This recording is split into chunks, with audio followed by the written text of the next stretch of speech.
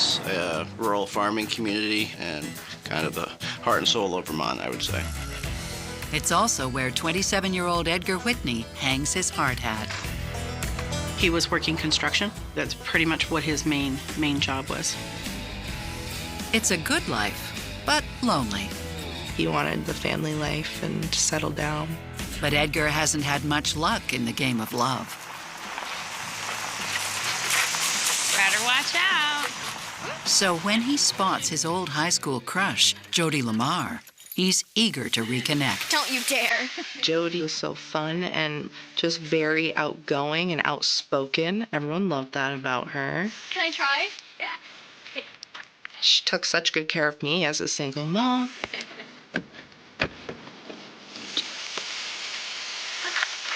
And this man comes out of nowhere.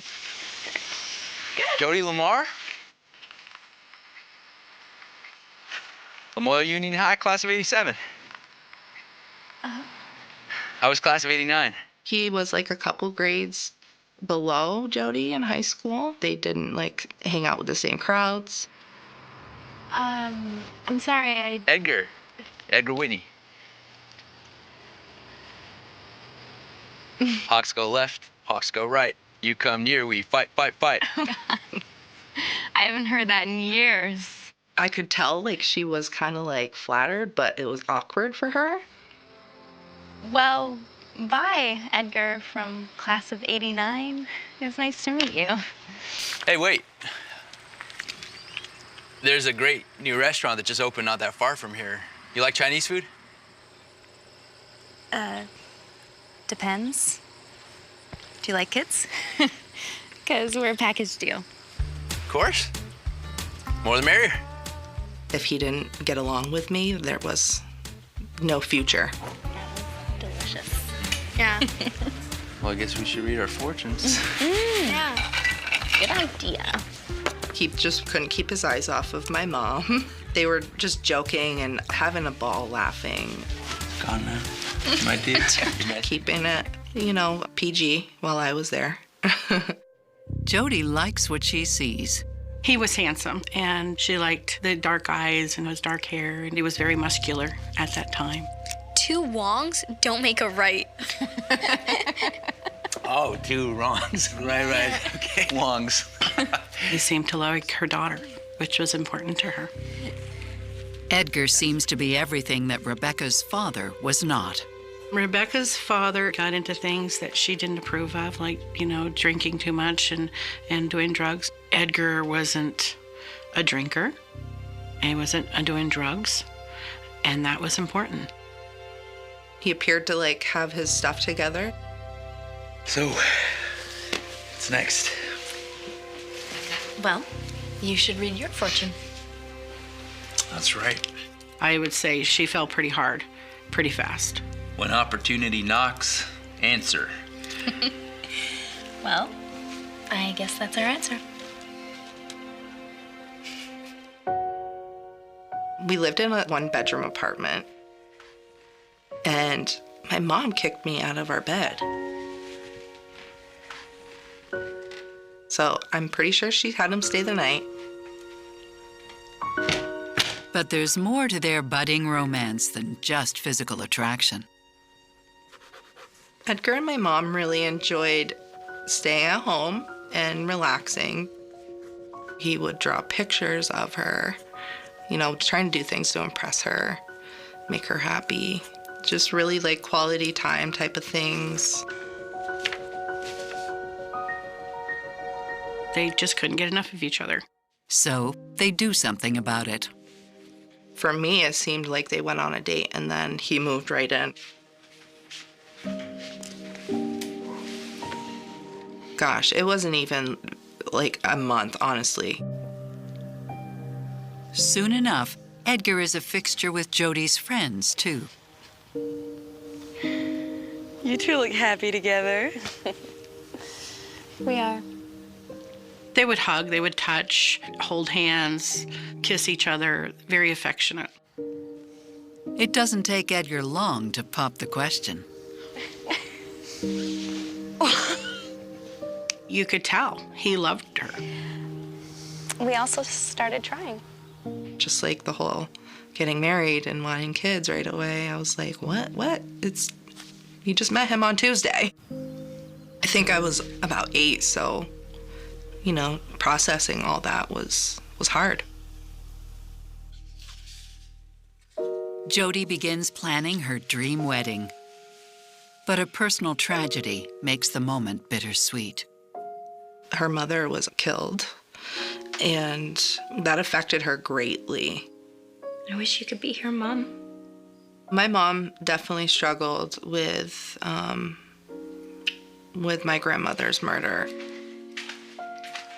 She'd meet a guy, and she would revolve her whole world around that guy. You okay? Yeah, I was just thinking about something. Your mom's coming to the wedding, right? Yeah, I think so. But Edgar's mom, Donna, has misgivings about Jody. Even so, she must rely on the new couple for help. Donna was a diabetic, and she didn't take care of herself. Edgar and Jody felt that Jody could care for her as she knew how to care for her. She was a nurse's aide for a long time. Edgar's mom was getting her leg operated on, and if she was to return home, someone would have to take care of her in the home. So they moved in with his mother. That's when I knew she loved him. Where are you going with that, sweetie? We're just trying to make room, Donna. Edgar's mother was very possessive of the things that she had. I mean, you're talking newspapers and magazines from probably 70 years ago.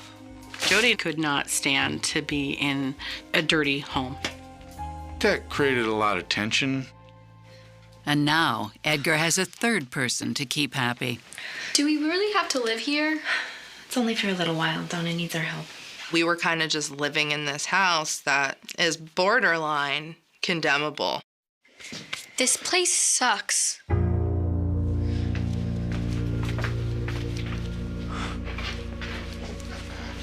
I grew up in this house. She shouldn't talk like that. She's just a kid.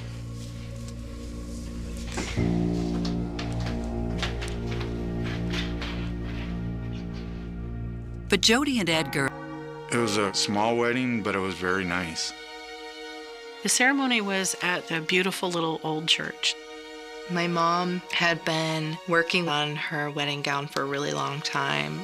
She just looked really gorgeous on her wedding day. Beautiful smiles, It was a beautiful day. psychotherapist Stacy Kaiser and forensic psychologist Brian Russell foresee trouble for the newlyweds. While it does to me that things are going way too quickly, her daughter who's 8 years old, should not have been on the date with her and Edgar. He should not have been brought into the house and their life so quickly. And inevitably, what's going to happen because of this is that it's going to put some tension on the relationship, both between Rebecca and Jody, and also potentially Rebecca and Edgar. I think what Jody and Edgar did in rushing things so much was reckless, and part of the danger when you do something reckless is that if everything doesn't go just exactly right, then it greatly compounds the risk of it throwing everything into chaos. Sure enough, tensions are on the rise. It was a lot of work. Arranging meals, getting her medicine, bringing her grocery shopping, and like any other kind of caregiving relationship, it gets exhausting. I'm talking to you. Stop! You're grounded, young lady. You're not my dad. You're nothing.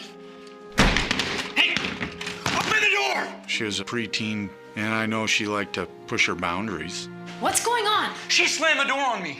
Tell your new husband to get off my case. I don't think he liked that I had a voice and I spoke up for myself. Edgar, I don't think you're being... My mom just wanted to make this house a home, but they were both unhappy with being there, but it kind of seemed like the honeymoon phase was over. And the storm ahead is just beginning. Why don't you try sleeping in your truck? She never could have imagined having that kind of money. I don't do that.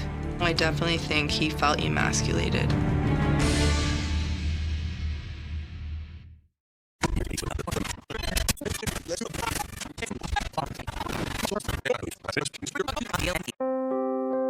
Jody and Edgar Whitney are newly married, in spite of their family's reservations about the relationship. But it's a stressful time for the couple. Yeah, try that, and if they're not satisfied, then just upgrade them to a Mountain View. She was working up at a resort and spa where she was working in reservations. She made pretty decent money. Great. But for Edgar, construction projects have stalled. I just remember Edgar having a job and then not having that job for some reason. Anything? Nothing. Jody just wanted to have an equal partner in helping, pay the bills. Grab me some chips on the way home. Barbecue. She became a little frustrated with his attitude. Then tragedy strikes. When his mom died, I do remember him going through a bit of depression. My mom tried to get him to see a doctor to explore therapy, but he never tried therapy.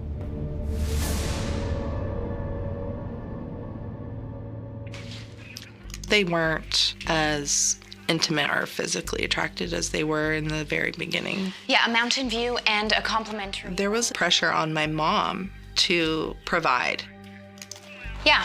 She worked 50 plus hours a week.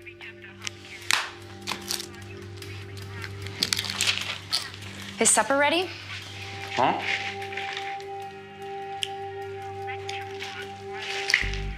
Never mind, I'll do it myself like I do everything around here. What's that supposed to mean? Huh?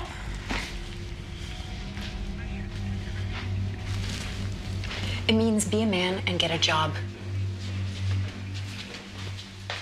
Threatening to him. But Jody still has hope. She thought it would bring them closer together, having a child of their own. Baby Tracy's arrival is a blessing to them all. Everyone was so excited that she was here. I remember Edgar being, a proud dad. He seemed to have that new daddy glow. He loved her.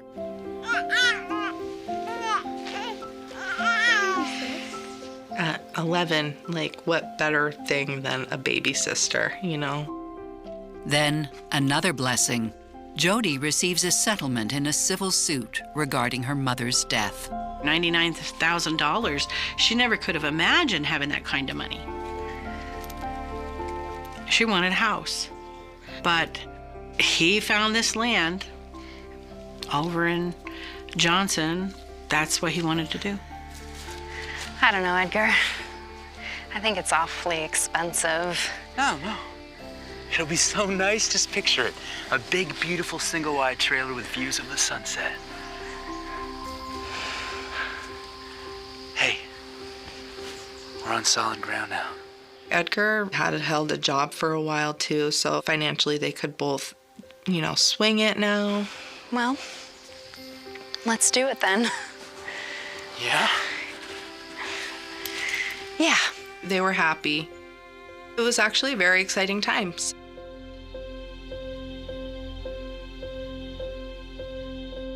Until reality sets in. Eat it. It's delicious.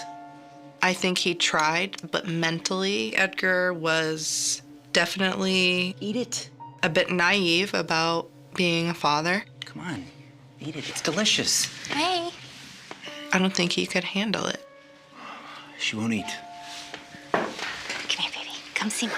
He relied greatly on my mom to guide him on things to do and don't do. Edgar, she's been wearing this diaper for hours. Can you please change her? I didn't sign up for that. He was absolutely disgusted with the thought of having to change her diaper. She's your daughter, too. I don't do that. There was a lot of pressure on my mom. She was taking care of everything and everybody, and I'm sure she was stressed out. It's okay, I'll take care of it. I stepped in as her caregiver more than her father did, just because instinctually I knew what she needed. That's right, just stand back and watch my 12-year-old daughter do it.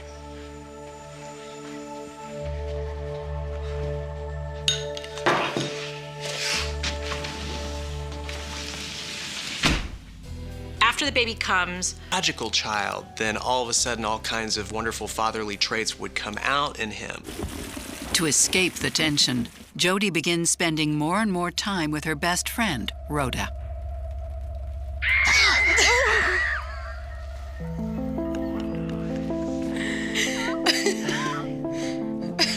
Jody would come over and visit quite often, and they'd cuddle up on the couch and watch horror movies together. She was feeling lonely and disconnected from him. He was not the person that she fell in love with, and I don't think that she knew how to deal with that. Edgar expresses his own insecurities the only way he knows how, by laying down the law on Rebecca. I was sneaking out of the house at 14. I would skip school. I would go smoke weed with my friends. He had fabricated that I had somehow destroyed the remote. You threw my remote control in the garbage, didn't you? I got no idea where your stupid remote control is. Dig. Screw you, no way! I am warning you. That's disgusting. I'm not doing that. Yeah, you are. Hey! Mom, make him stop. You too, just calm down. Hey, nobody asked you. You stay out of this. That was hard for her. I mean, Becca was her girl, but then again, she was torn because this is her husband. Hey, you get back here right now! Trying to be a stepdad and trying to get her to listen. Great, are you proud of yourself? No. He could be too much. Let me in. No. He went too far. Jody is done. And it's time for her to make some hard choices. I just don't know what to do. It's not working. She had expressed how frustrated she was to me. And I said, but Mom, if you're not happy, tell him to leave. It's time. It's time to make a serious change. She was kind of seeing someone. Don't talk to me about making mistakes. I was feeling a lot of hurtful feelings.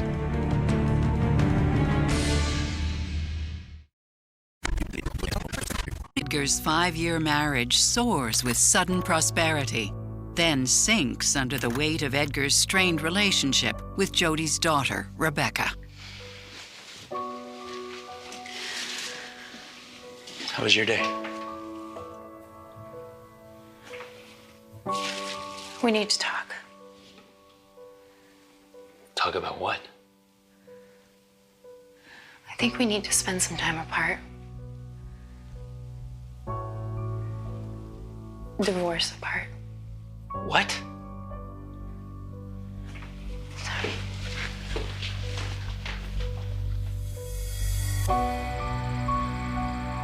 He took the separation really difficult.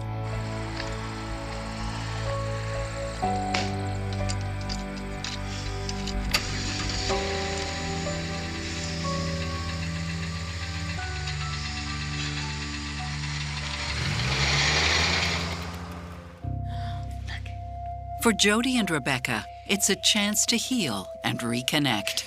As a single mother, you have this bond with your child, and that bond doesn't disappear when all of a sudden you bring another person into the relationship. Okay, girls, it's time to clean your rooms.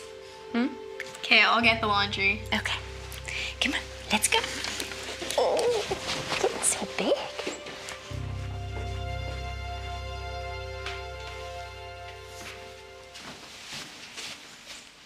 My mom didn't know that I was being a bad teenager and you know, doing things that I shouldn't have been doing. She had found, like, my stash. It's not what it looks like. Come on, I know what this is. What I want to know is why is it in your room? Don't talk to me about making mistakes. I can talk to you about whatever I want. You know what? I'm out of here. Fine. It became such a family feud issue that it was decided that she would move to Connecticut to live with her father. I know I really, really hurt my mom. When I moved, we didn't talk for several months. Meanwhile, Edgar is overcome with insecurity. You know how Jody was always comparing our relationship to yours and Pete's? I think that irritated him a lot. He's become suspicious and paranoid. What got me to thinking, maybe Jody and Pete are having an affair. Edgar. She would never have done that to me. Jody loves me, and she loves you. We both do. Okay? My heart went out to him because I felt his love for her and his struggle that he needed her in his life, but he was scared.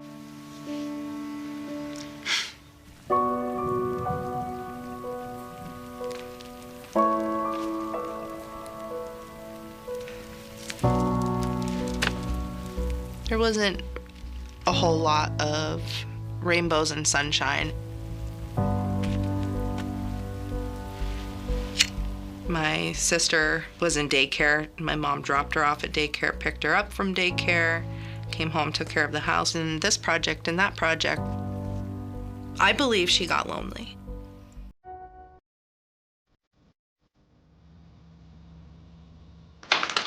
She decided to give him another chance. Jody, what are you doing here? I was just passing by, you know, on my way to work. But you don't work around here.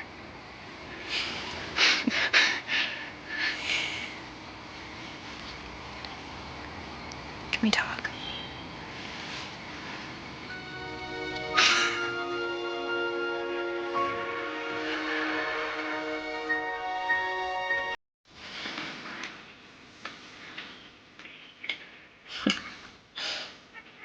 Feels like home. That's because it is. She needed to find the man that she fell in love with. And she was able to do that. And it was like they were on a honeymoon again. Shortly after Jody asked Edgar to leave, she then turns around and asks him to come back. I think she overestimated her ability to be alone. Jody's never really been alone. She went from her parents' house to having a child to then living with Edgar, and I think the loneliness got too intense for her. I think she might have said things to herself like, well, Rebecca was kind of the flashpoint of most of the conflict in the house, and Rebecca's living with her dad now. And the fact that I did kick him out sent the message to him that I'll do it, and surely he'll come back and be on his best behavior because he'll be afraid I'll do it again. Rebecca is still feeling the chill all the way over in Connecticut. I was angry, disappointed. I was feeling a lot of hurtful feelings. And one day, I get home from school and I saw my mom's Jeep. Mom? And there's my mom smiling. My baby. And I just relieved. It was so refreshing. It was so nice. I just wanted my mom. Mom, can I please come back home? I would love that. Only Jody will have to convince Edgar first. Edgar is nowhere to be found. Because this stuff just doesn't happen in Vermont.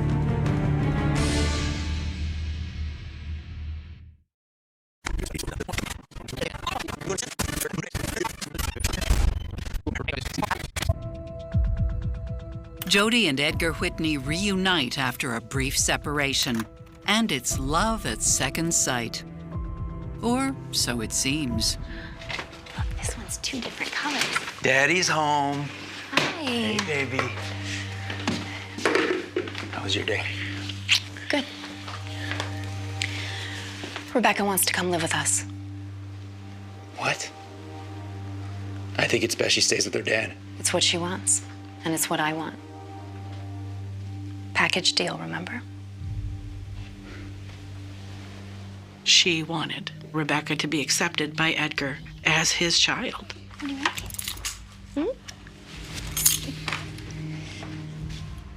I said, Edgar, your best bet is to step back and let Jody discipline her. You guys will start getting along. Reluctantly, Edgar agrees. No, your curfew's gonna be 9 p.m. and you're gonna need a babysitter. But he insists on certain conditions. If you come to this house, there's gonna be chores. Just X, Y, and Z. Crazy things that I agreed to just to come home. Anything. Like, I was so desperate to, like, be with my mom. Yes, I know. Can I speak to my mom now? You know that saying, like, home is not a place, it's a feeling? Oh, I can't wait till you come home. She definitely made me feel at home.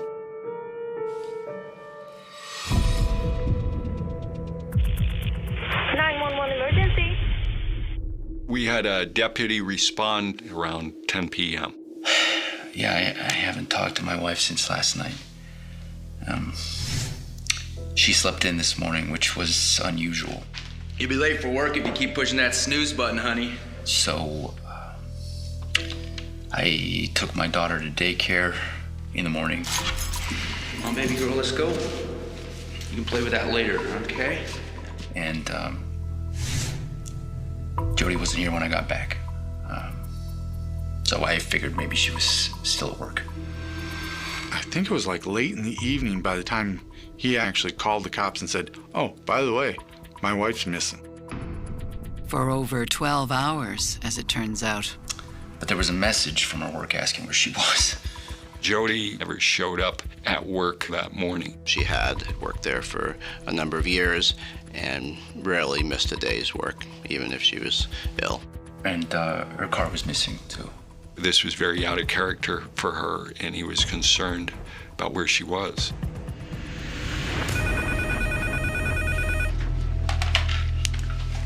Hello? I get a phone call from Edgar, and he's like, your mom didn't go to work. Do you know where she is? What? What are you talking about? What about Tracy? There is no way my mom would just impulsively miss work, for one. And two, she was my sister's sole caregiver. She wouldn't leave my sister there. One of the theories that gets floated in cases like this often is, well, maybe she just decided she needed a break, or maybe she wanted to go see another man. And all the hundreds of cases that I've heard that theory floated, I have yet to see the case in which that is true. Jody was the kind of person that had a small circle. She was very attached to her work. She was very reliable. Her daughter, Rebecca, is just coming back into the house. And so, to me, there's absolutely no possibility that she just got up and walked away from her life like that. A formal investigation begins. Edgar gave us permission to look in the house and around the surrounding areas.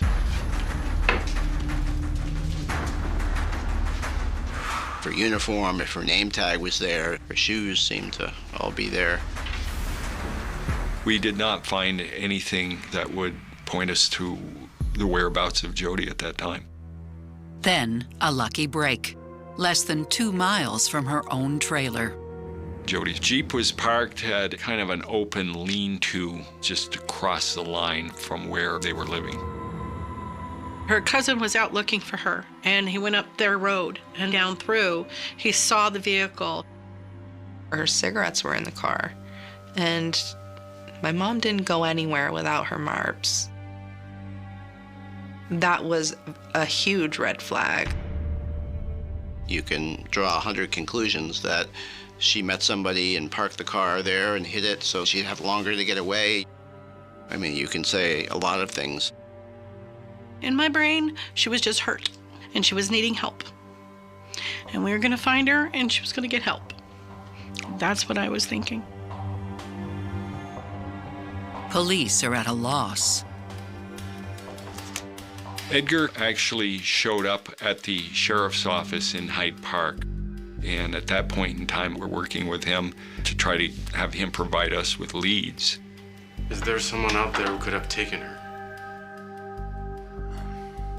He would think very carefully about answering questions, and I was trying to figure out, is this just the way he is all the time? A guy she was friends with, maybe. Do you have a name? Edgar found out that she was friendly with somebody when they were split up. I mean, it's a small community. I was also thinking it could be related to these missing girls. At that time, there were a couple other missing women in the area. Brianna Malin was in Montgomery, Vermont, and Maura Murray was missing in nearby New Hampshire. And they were all being investigated actively at the same time. The media was asking us if there might be a serial killer on the loose. We're looking at all options. A lot of people thought it was related because this stuff just doesn't happen in Vermont. Mr. Whitney, would you agree to undergo a lie detector test? Okay, sure. We try to eliminate from suspicion the people closest to the victim, and part of the process is asking people if they're willing to take a polygraph. Shall we say June 2nd? Fine by me. That's a pretty detailed questioning there. Do you know where your wife is? Did you have anything to do with her disappearance?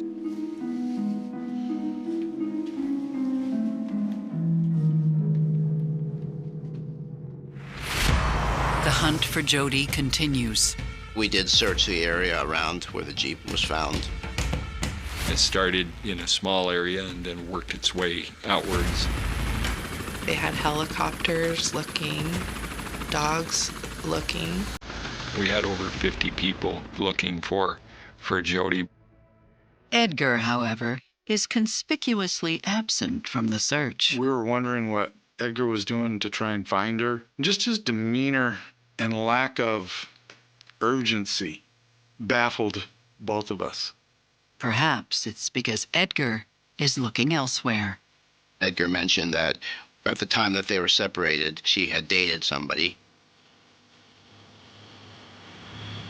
I was concerned at that point that he might go there and try to physically do something to the man.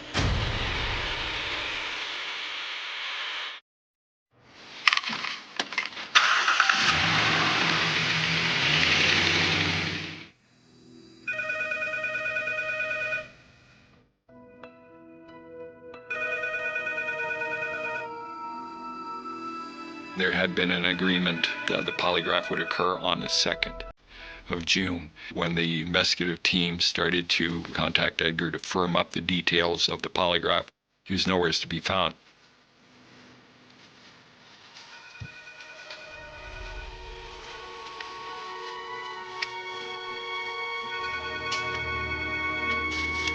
Edgar! His brother actually had arrived to pick him up to take him to a polygraph.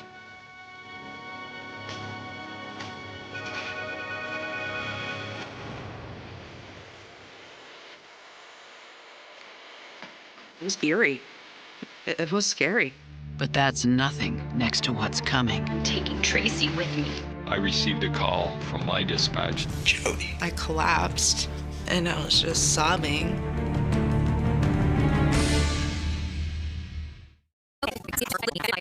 Whitney's wife Jody is missing, and police are about to re-interview her husband when a shocking discovery is made.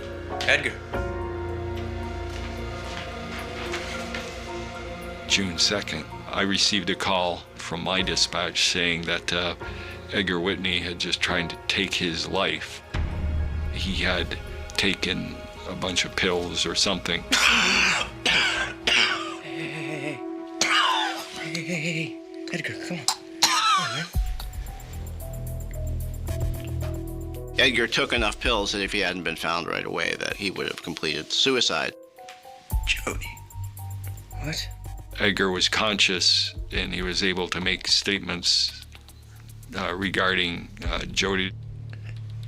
I did it. I killed her.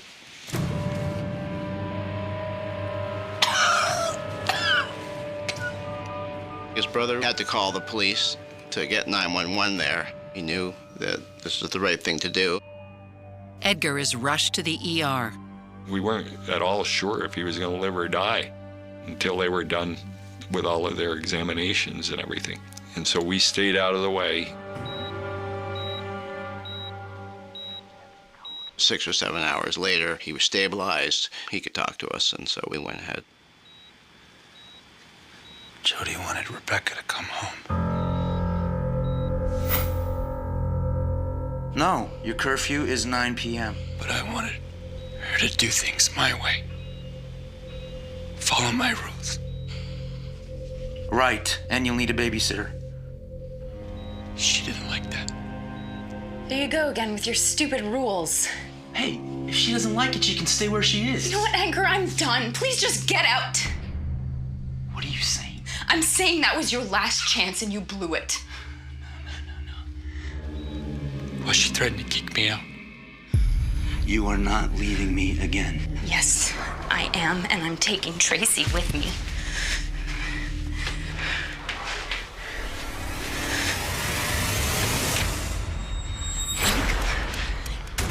Let me go. Edgar, let me go!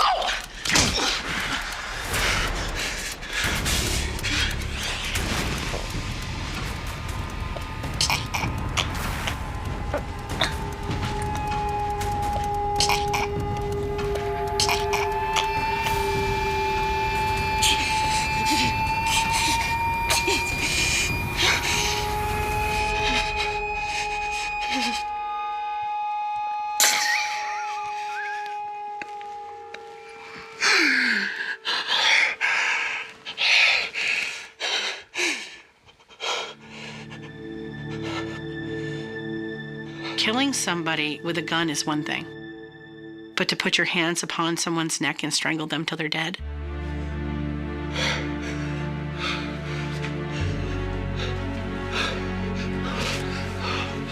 He wrapped her in a blanket, put her in the car, drove around for a while, and then decided to dump her body in the woods.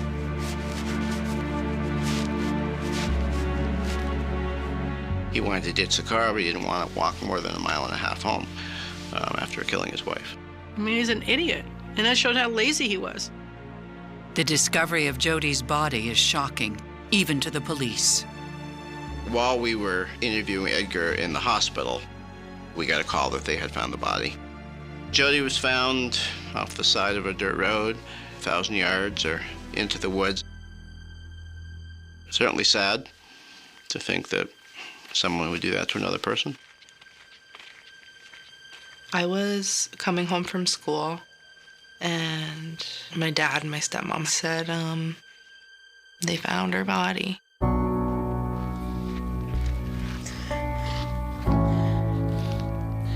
And I'll never forget, I collapsed to my knees, and I was just sobbing. Till that moment, I believed that she was going to be alive. Something in my head said she's going to be alive, she's going to be okay. Nearly 2 years later, Edgar Whitney pleads guilty to second-degree murder and is sentenced to 25 years to life. This was no second-degree murder. This was a planned, premeditated murder. Jody loved her daughters, loved life, and she was taken too early for it. I do not believe that Edgar got the time he deserved. One of the things that I've seen is a pattern where you have a guy like Edgar who does not show a lot of interest in the kids until the wife says she's leaving and taking the kids with her. And then all of a sudden, he lashes out at the wife physically, even in a murderous way like this. For the very first time, Jody took Rebecca's side. Right after he had laid down the law and said it was going to be his way and he thought he had buy-in, she went against that, and that was not okay with him. And I believe at that point, he decided that he's going to show her that he has power, and he's going to show her that he's the man, and ultimately decides that the only way he's really going to get his way is to kill her. Her death changed my life. Completely. feel like I'll always need my mom, and nobody could understand or relate to that. It was a real shock to my whole life because we were... The morning began like any other quiet summer morning in a small Ohio town, the kind of place where nothing truly terrible was supposed to happen. The streets were calm, lawns freshly cut, coffee brewing behind kitchen windows while the sun climbed slowly over rows of modest houses. Yet within a few hours, the peace would collapse into something darker, something that would echo through the town for decades. By the time the police sirens arrived that day in 2003, the story had already begun to harden into what investigators would later call a cold case, a mystery that refused to fade, a crime that would haunt a community long after the headlines disappeared. Her name was Emily Carter, 26 years old, known by neighbors as quiet but warm, the kind of person who waved to everyone on the block. She worked at a small insurance office downtown, lived alone in a narrow brick apartment building on Maple Street, and spent weekends visiting her parents who lived just 20 minutes away. Nothing about her life suggested danger. Nothing about that day suggested violence.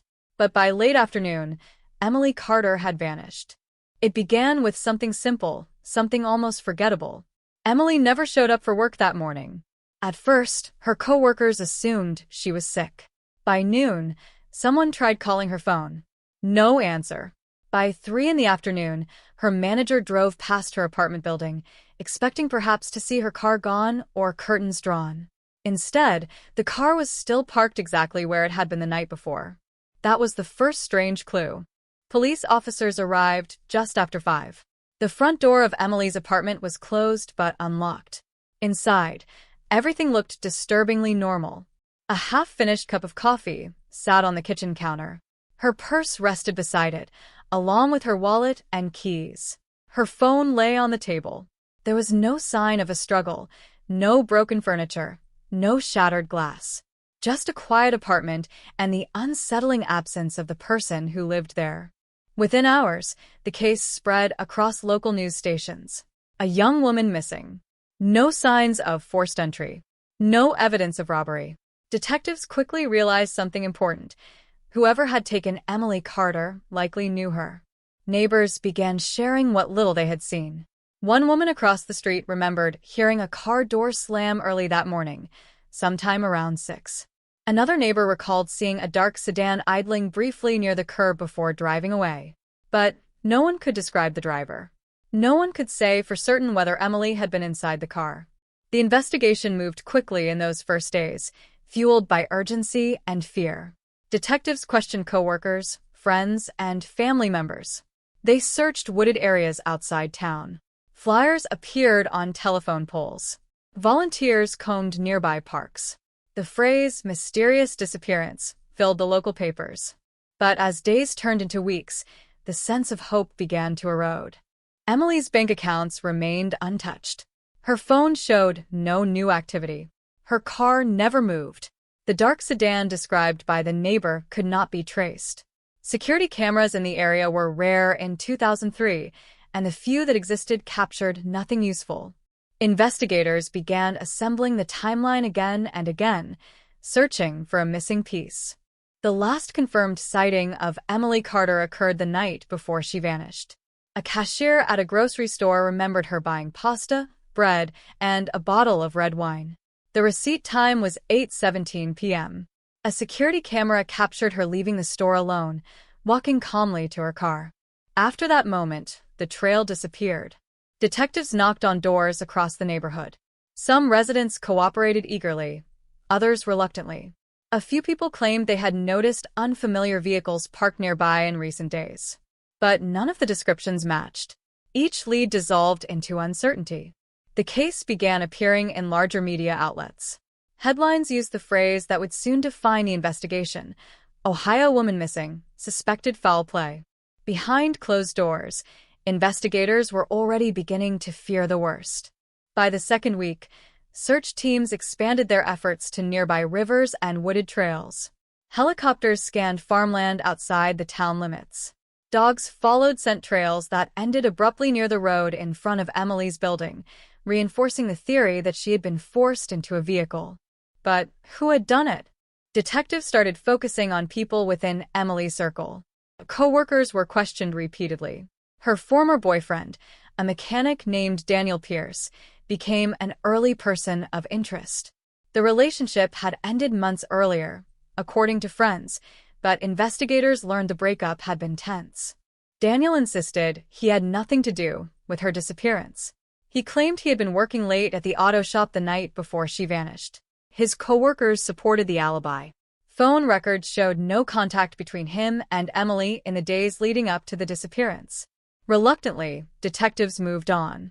Weeks turned into months. The search slowed. Tips dwindled. The community that had once organized nightly volunteer searches gradually returned to ordinary routines, though the tension never fully disappeared. Everywhere in town, Emily's face remained visible. Posters hung in grocery stores, gas stations, and church bulletin boards. The words "missing person" stared back at anyone who paused long enough to read. Investigators pursued dozens of leads during the first year.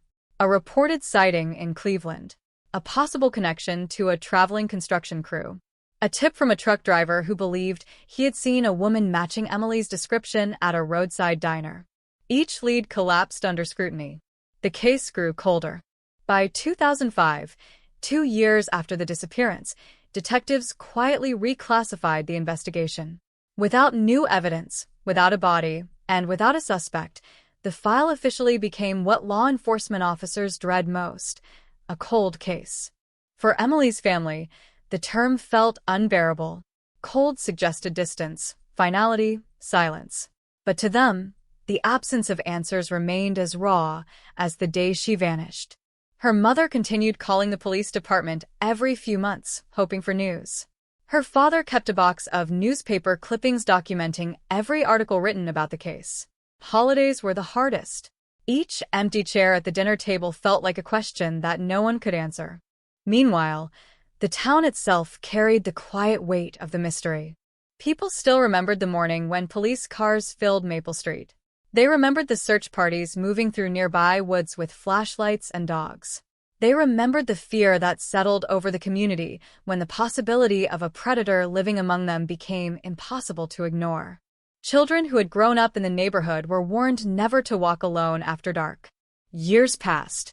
The investigation file grew thick with reports, transcripts, and photographs. Detectives came and went. New officers joined the department, reading through the old case notes with the same frustration that had haunted their predecessors. Some believed the truth lay hidden in a piece of evidence overlooked early in the investigation. Others suspected the perpetrator had simply vanished from the area, leaving behind no trace. Every so often, the case would briefly return to the news. An anniversary article, a plea from Emily's family, a segment on a regional crime program revisiting unsolved mysteries. Each time the story resurfaced, investigators received a handful of new tips. Each time those tips faded into nothing. The apartment building on Maple Street eventually changed owners. Tenants came and went, many unaware of the history attached to the quiet brick structure. The unit where Emily had lived was repainted, refurnished, rented again and again. But the unanswered question remained locked in the police department archives. Some detectives privately admitted they believed the case would never be solved. Without a witness, without forensic evidence pointing clearly toward a suspect, the mystery seemed destined to remain one more unresolved disappearance buried in a filing cabinet. And yet, hidden within those files, unnoticed for years, one piece of evidence continued to wait. It was small, almost insignificant, collected during the original search of Emily's apartment, but never fully understood. A faint fingerprint, lifted from the edge of a glass on the kitchen counter. At the time, investigators compared it against known individuals connected to the case. Co-workers, friends, family members, former partners. None matched. With no suspect and no additional evidence linking the print to the disappearance, it was stored in the evidence database and eventually forgotten. Years passed. Technology advanced. Databases expanded. New forensic tools changed the way cold cases were investigated. But in the quiet archive room of the Ohio Police Department, Emily Carter's case file remained untouched for nearly 2 decades. Until one afternoon, when a routine database check would send a shock through the investigation that no one had expected. Nearly 20 years passed before the moment that would shake the silence surrounding the case, and it did not begin with a dramatic discovery in the field or a witness suddenly deciding to speak. It began quietly, almost mechanically, inside a small office in the Ohio State Forensic Records Division, where investigators were reviewing older evidence files as part of a statewide effort to modernize criminal databases. Boxes of aging reports were scanned, fingerprints digitized again using improved resolution, and evidence that once seemed insignificant was carefully entered into systems far more advanced than those available in 2003. It was the kind of administrative work that rarely made headlines, the slow maintenance of justice that often went unnoticed. Yet somewhere within that quiet routine, the past was about to collide violently with the present. Detective Mark Halstead had joined the department long after Emily Carter vanished. To him, the case existed only as a thick digital folder filled with scanned documents, photographs of a tidy apartment frozen in time, and transcripts from interviews conducted by investigators he had never met. The case summary was blunt: missing female, suspected abduction, no confirmed suspect, evidence insufficient. Halstead had seen hundreds of similar files while working cold case reviews. Most of them ended the same way, unresolved, their stories fading quietly into archives. Still, procedure demanded that every piece of preserved evidence be reprocessed through the updated system, including the partial fingerprint lifted from the rim of that glass in Emily's kitchen. The print had once been considered too faint to be useful. Early comparisons against known individuals had produced nothing. But forensic imaging technology had advanced dramatically over the years. A technician carefully scanned the print again, enhancing the ridge detail, isolating the pattern from background noise that older equipment could not properly filter. Within minutes, the digital image was uploaded into a national fingerprint database containing millions of records collected from arrests, employment screenings, and criminal investigations across the country. Then the system began its silent search. Hours later, a notification appeared on the technician's screen. A possible match. At first it seemed unlikely. The database often produced partial matches that investigators would later dismiss after closer examination. But the algorithm indicated a high probability correlation with a print submitted during an unrelated arrest nearly 15 years after Emily Carter disappeared. The name attached to that record did not immediately stand out. It was not someone listed in the original investigation files. It was not a neighbor, a coworker, or a known associate. In fact, it was someone detectives in 2003 had never interviewed at all. The name was Thomas Ridley. Ridley had been arrested in 2018 in another county for a minor assault charge during a bar fight. As part of routine booking procedures, his fingerprints had been entered into the system. At the time, there was no reason to connect him to a disappearance that had occurred years earlier in a different town. But the improved database was now linking his fingerprint to the one lifted from Emily Carter's kitchen glass. Detective Halstead stared at the screen longer than expected. If the match held up under manual verification, it would mean something investigators had never considered before, that a man with no known connection to Emily Carter had somehow been inside her apartment the morning she vanished. The verification process began immediately. Forensic examiners compared the prints ridge by ridge, marking distinctive points in the pattern. 12 points matched, then 14. Finally, 16. The confirmation was undeniable. The fingerprint on the glass belonged to Thomas Ridley. The discovery moved quickly up the chain of command. Within hours, senior detectives reopened the case officially. The quiet cold case file that had gathered digital dust for nearly 2 decades suddenly became the focus of urgent discussion. Phones rang. Investigators gathered in a conference room reviewing old reports with fresh eyes. Who was Thomas Ridley, and how had his fingerprint ended up inside Emily Carter's apartment? Background checks revealed an unsettling pattern. Ridley had lived in the same county in 2003, only a few miles from Maple Street. At the time of the disappearance, he was 28 years old, working intermittently as a delivery driver for a regional supply company. The job involved transporting packages to businesses and residential addresses across several neighborhoods, including the area where Emily lived. That single detail changed everything. Detectives revisited the timeline of Emily's final evening. Grocery store at 8:17 p.m. Home shortly after. Coffee prepared in the morning. If Ridley had been delivering packages in that area, it was possible he had encountered Emily before the night she vanished. Perhaps he had delivered something to her building. Perhaps he had seen her entering or leaving the apartment. But the fingerprint suggested more than a passing encounter. It suggested he had been inside. Investigators searched company employment records from 2003, pulling faded payroll documents and delivery logs stored in off-site archives. The company had since merged with another business, but enough records survived to reconstruct part of Ridley's work schedule during that summer. One entry immediately caught attention. A delivery route covering Maple Street the morning before Emily Carter disappeared. The document did not specify the exact apartment number, only that multiple packages had been dropped off within the building. Still, the possibility sent a wave of tension through the room. Had Ridley simply delivered a package and been invited briefly inside? Or had something far darker occurred? Detectives began building a new timeline, one that had never existed during the original investigation. They reviewed every report again, searching for mentions of delivery vehicles, unfamiliar drivers, or suspicious encounters. Suddenly, a detail that once seemed irrelevant took on new weight. A neighbor had reported seeing a dark sedan idling near the curb early that morning. At the time, police had been unable to trace the vehicle. But Ridley's employment records listed the type of car he drove while working deliveries in 2003. It was a dark-colored sedan registered to the company. The coincidence was impossible to ignore. Investigators located Ridley's current address 2 counties away.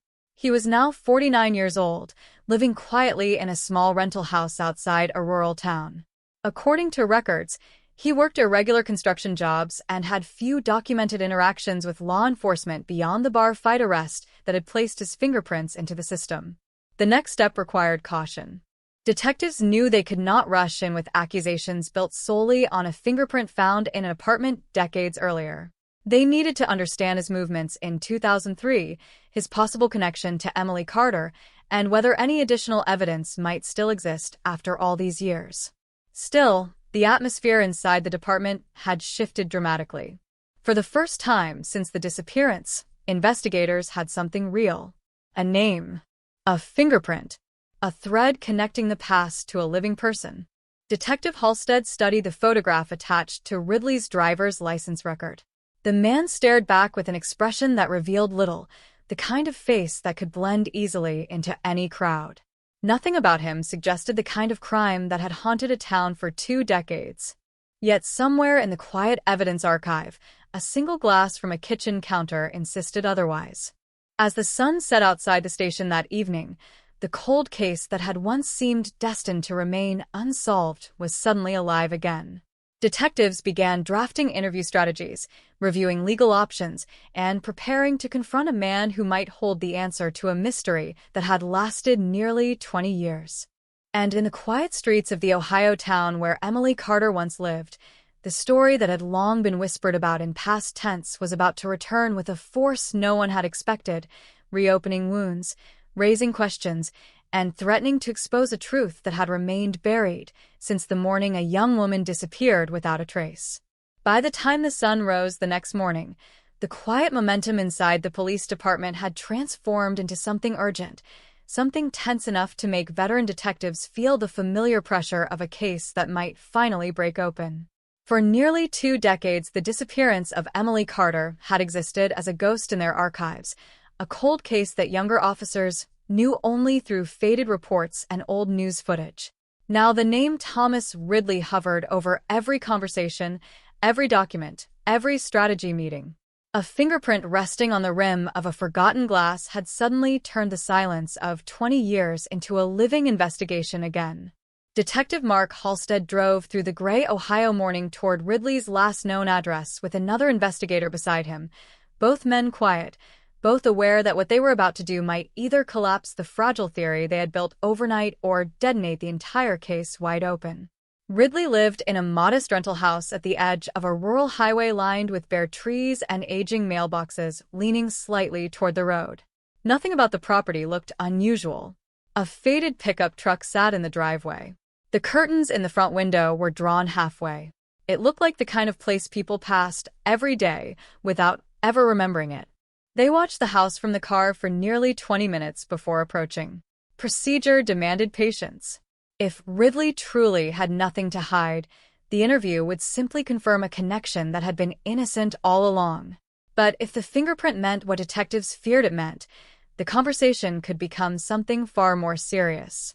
When Ridley finally opened the door, he looked older than the photo on his driver's license, his hair thinning and his shoulders slightly hunched.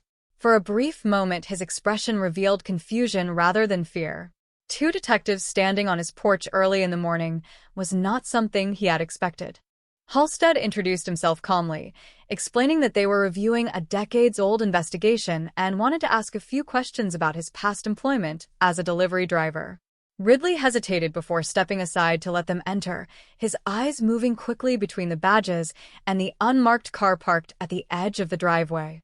Inside, the house smelled faintly of cigarette smoke and motor oil. Tools were scattered across a small workbench near the kitchen. A portable television murmured quietly in the corner. The room carried the atmosphere of someone who lived alone and rarely entertained visitors. The conversation began cautiously. Halstead asked about Ridley's work history, about the delivery company he had worked for in the early 2000s. Ridley nodded slowly, confirming the details without much hesitation. Yes, he had worked for the company. Yes, he had driven routes across several neighborhoods, including Maple Street. Yes, he remembered the apartment building vaguely. Then Halstead asked the question that shifted the air inside the room. Did he remember Emily Carter? Ridley's eyes flickered for a moment, a reaction subtle but unmistakable. He leaned back in his chair, crossing his arms, buying time before answering. He said the name sounded familiar, but he could not place it. Halstead slid a printed photograph across the table, one taken from the original missing person file. Emily Carter smiled out from the paper, her expression frozen forever in the final image her family had provided to investigators 20 years earlier. Ridley studied the photo for several seconds. Then he shrugged. He said he might have delivered something to that building once or twice. It had been a long time ago. He met hundreds of people on those routes. The answer was calm, casual, almost rehearsed. Halstead nodded, as if the response had been expected. Then he explained the reason detectives had come to see him. He spoke carefully, watching Ridley's face as he described the fingerprint found inside Emily Carter's apartment the morning she disappeared. For the first time since the interview began, Ridley's posture changed. The casual confidence faded, replaced by a tight silence that stretched several seconds longer than normal conversation allowed. Ridley insisted the explanation was simple. If he had delivered a package to her apartment, she might have handed him a glass of water or something to drink. It happened sometimes during long summer routes. People tried to be polite. People invited drivers inside briefly. The story sounded possible on the surface. Detectives had heard similar explanations before in other cases. But Halstead noticed something missing. There had been no delivery records specifically tied to Emily Carter's unit. The company logs listed packages delivered to the building, but none addressed to her apartment number. Halstead asked again, slowly, if Ridley remembered entering that specific unit. Ridley shook his head. He said he could not recall details from 20 years ago. The interview ended soon after. Ridley was cooperative, calm, and careful with his answers. Without stronger evidence, detectives had no legal grounds to detain him. They thanked him for his time and returned to the car parked outside the house. Neither detective spoke for several minutes as they drove away. Something about the conversation had felt wrong. It was not what Ridley said. It was how quickly he had adjusted his story once the fingerprint was mentioned. The explanation appeared too neat, too ready, as if he had constructed it in the moment. Back at the department, investigators began digging deeper into Ridley's past. The more they searched, the more unsettling details emerged. In the years following Emily Carter's disappearance, Ridley had moved frequently, drifting between jobs in different counties. Several former co-workers described him as quiet, sometimes withdrawn, occasionally prone to sudden bursts of anger. One detail caught the attention of detectives reviewing old police reports. In 2006, Ridley had been questioned in connection with a disturbance involving a woman who accused him of following her repeatedly while she walked home from work. The complaint never resulted in charges.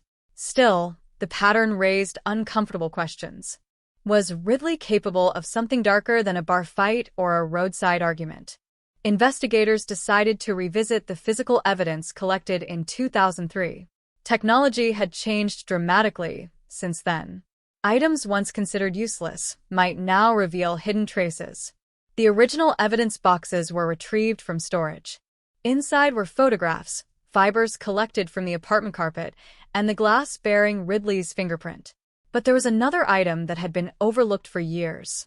A single strand of hair found near the kitchen doorway. At the time, forensic testing had been limited. The hair lacked a root, meaning traditional DNA analysis had been impossible. It had been catalogued, sealed, and forgotten. But modern forensic science had evolved.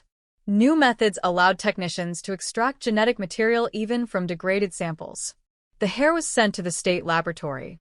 Days passed while analysts worked carefully under sterile conditions, examining the fragile strand that had survived nearly 2 decades inside an evidence envelope. Detectives waited with a mixture of hope and caution. Cold cases had taught them not to expect miracles.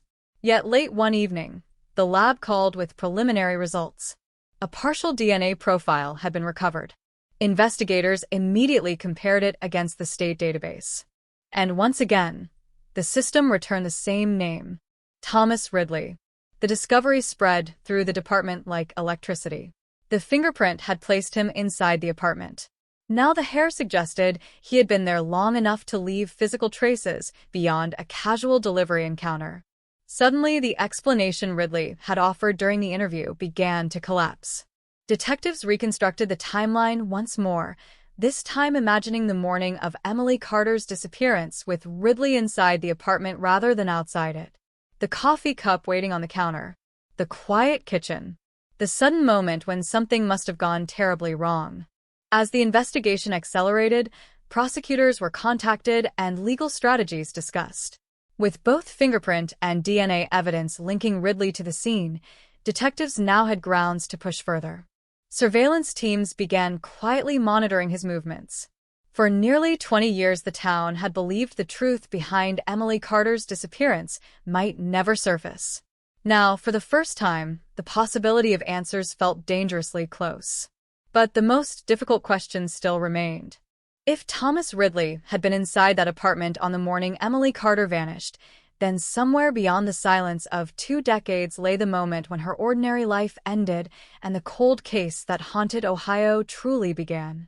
For years, the story of Emily Carter had lived in the shadows of memory, whispered about in grocery store lines, recalled during late-night conversations among neighbors who still remembered the summer morning when police cars crowded Maple Street. Now, nearly 2 decades later, that story was shifting again, no longer a fading mystery, but a tightening investigation moving toward a living suspect whose quiet life had suddenly become the center of attention. Detectives knew they were approaching the most delicate phase of the case. Evidence had begun to surface, but evidence alone did not explain what happened inside that apartment on the morning Emily disappeared. Surveillance teams started their work quietly.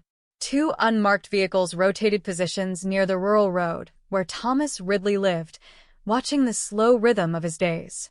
At first, nothing seemed unusual.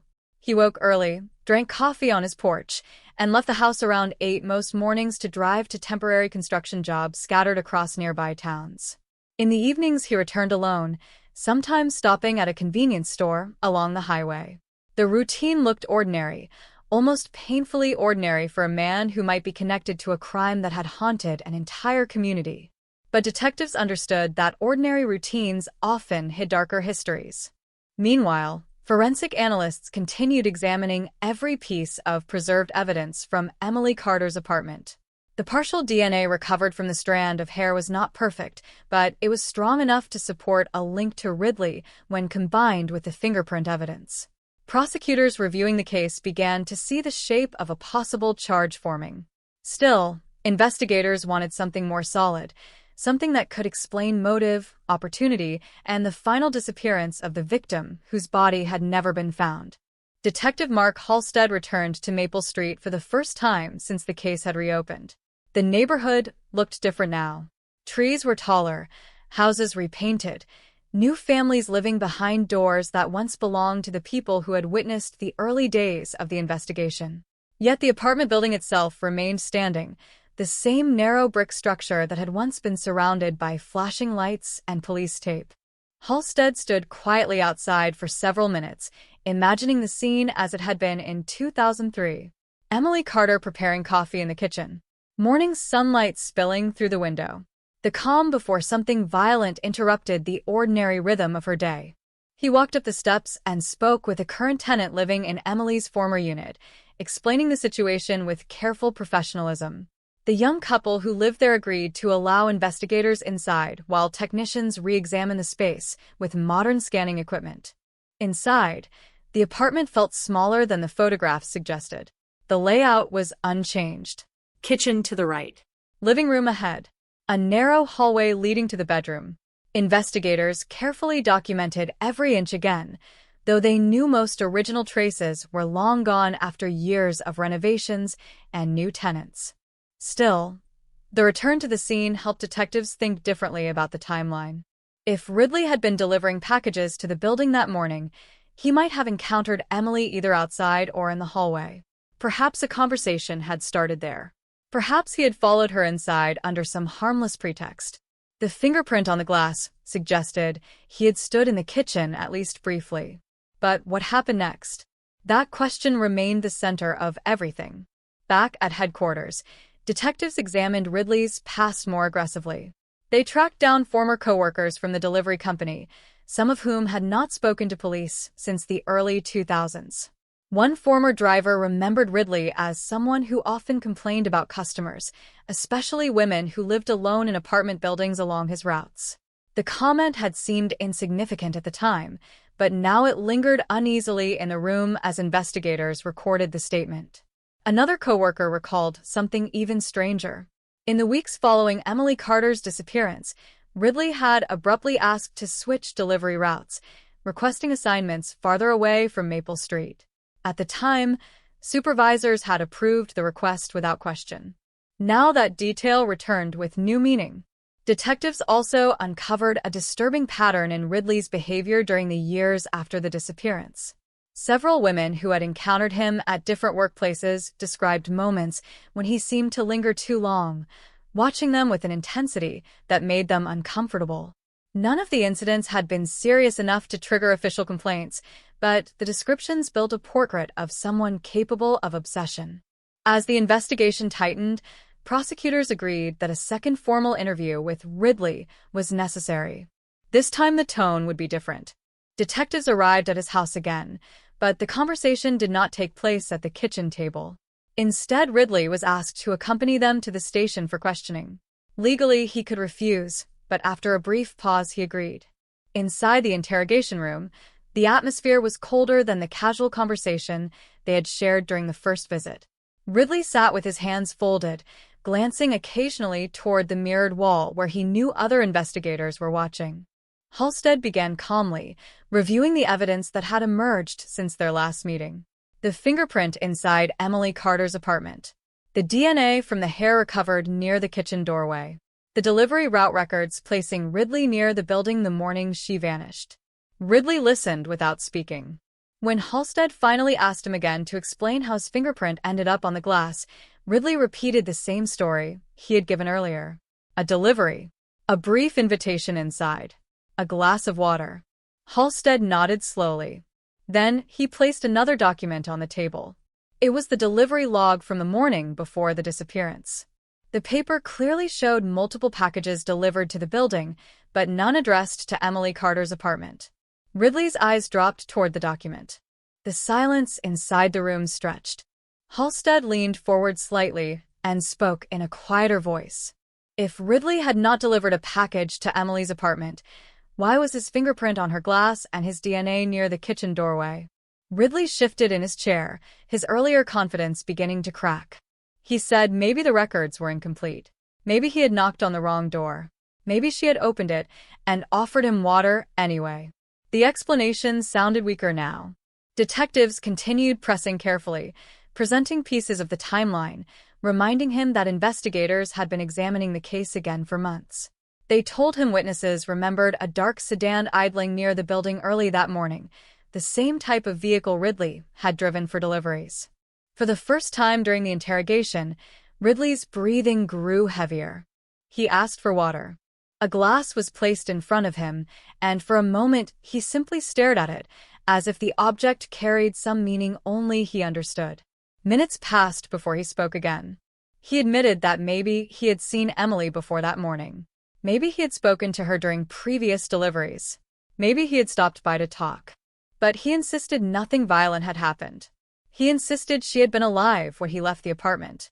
The statement hung in the air like a fragile thread.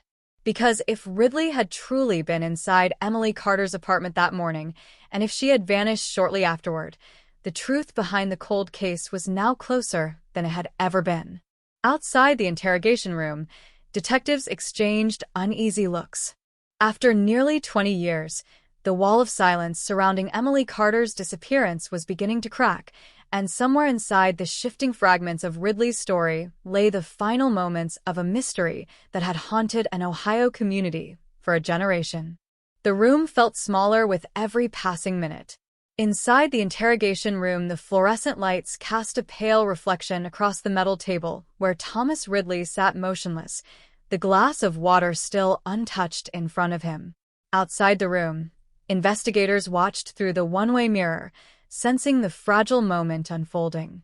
For nearly 20 years, the disappearance of Emily Carter had existed as an unsolved mystery, a cold case that had slowly faded into the quiet corners of police archives. Now the man sitting in that chair had just admitted something investigators had never been able to prove before.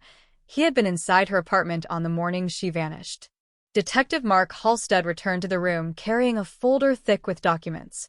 His tone remained controlled, but the weight of the investigation hung in every word he spoke. Ridley had already shifted his story once.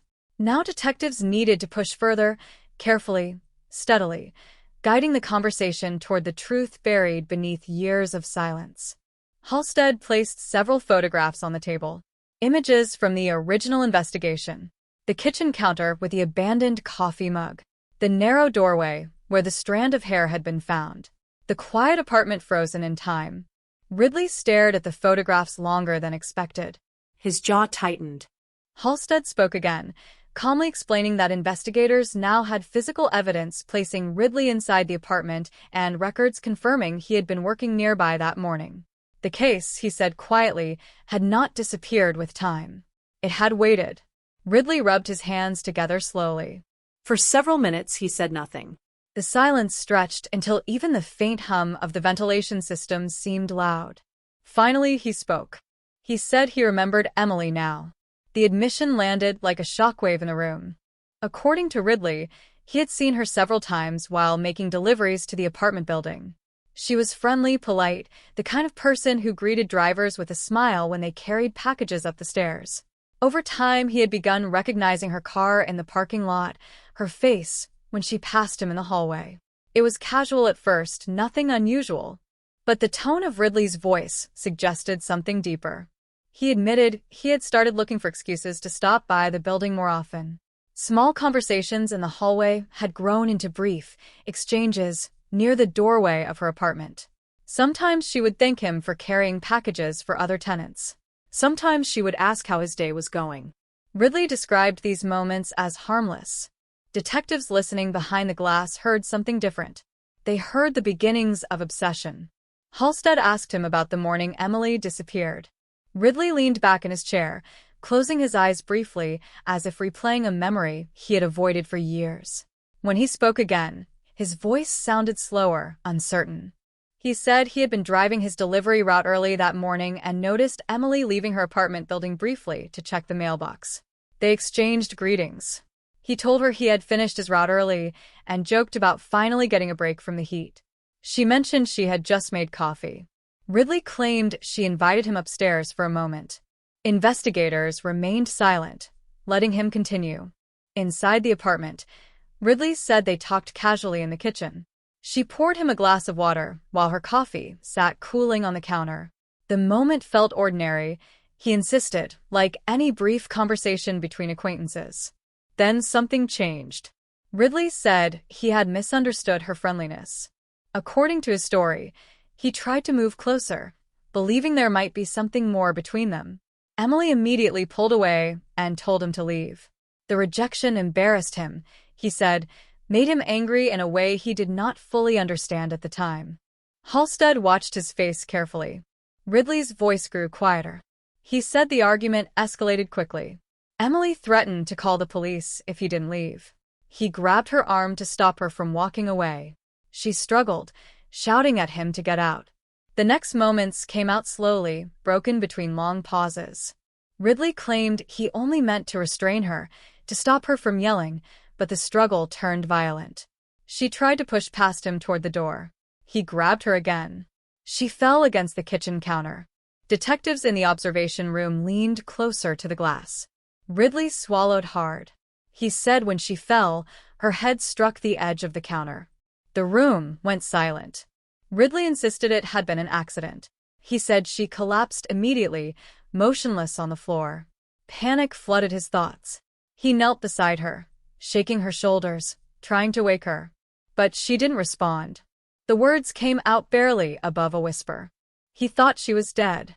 Halstead remained calm, though every investigator listening knew they were finally hearing the explanation that had been missing for nearly 2 decades. Ridley described the fear that followed, the realization that he had just been inside the apartment of a woman now lying unconscious on the kitchen floor. His fingerprints everywhere. His car parked outside. Instead of calling for help, he made a decision that would turn a tragic confrontation into a permanent disappearance. He carried her body out of the apartment. According to Ridley, the hallway was empty. Early morning deliveries meant most residents had already left for work. He wrapped her in a blanket taken from the bedroom and carried her down the stairs to his car. Detectives asked where he had taken her. Ridley hesitated again. Then he described driving nearly 40 minutes north to a remote wooded area along an abandoned service road he knew from past delivery routes. The place was isolated, rarely visited, surrounded by thick trees and overgrown brush. There, he said, he buried her. The confession settled over the room like a storm finally breaking after years of tension. For the first time since 2003, investigators knew what had happened inside Emily Carter's apartment that morning. The ordinary routine of coffee and conversation had collapsed into a moment of anger, a violent struggle, and a decision driven by panic. Outside the interrogation room, detectives began organizing the next steps immediately.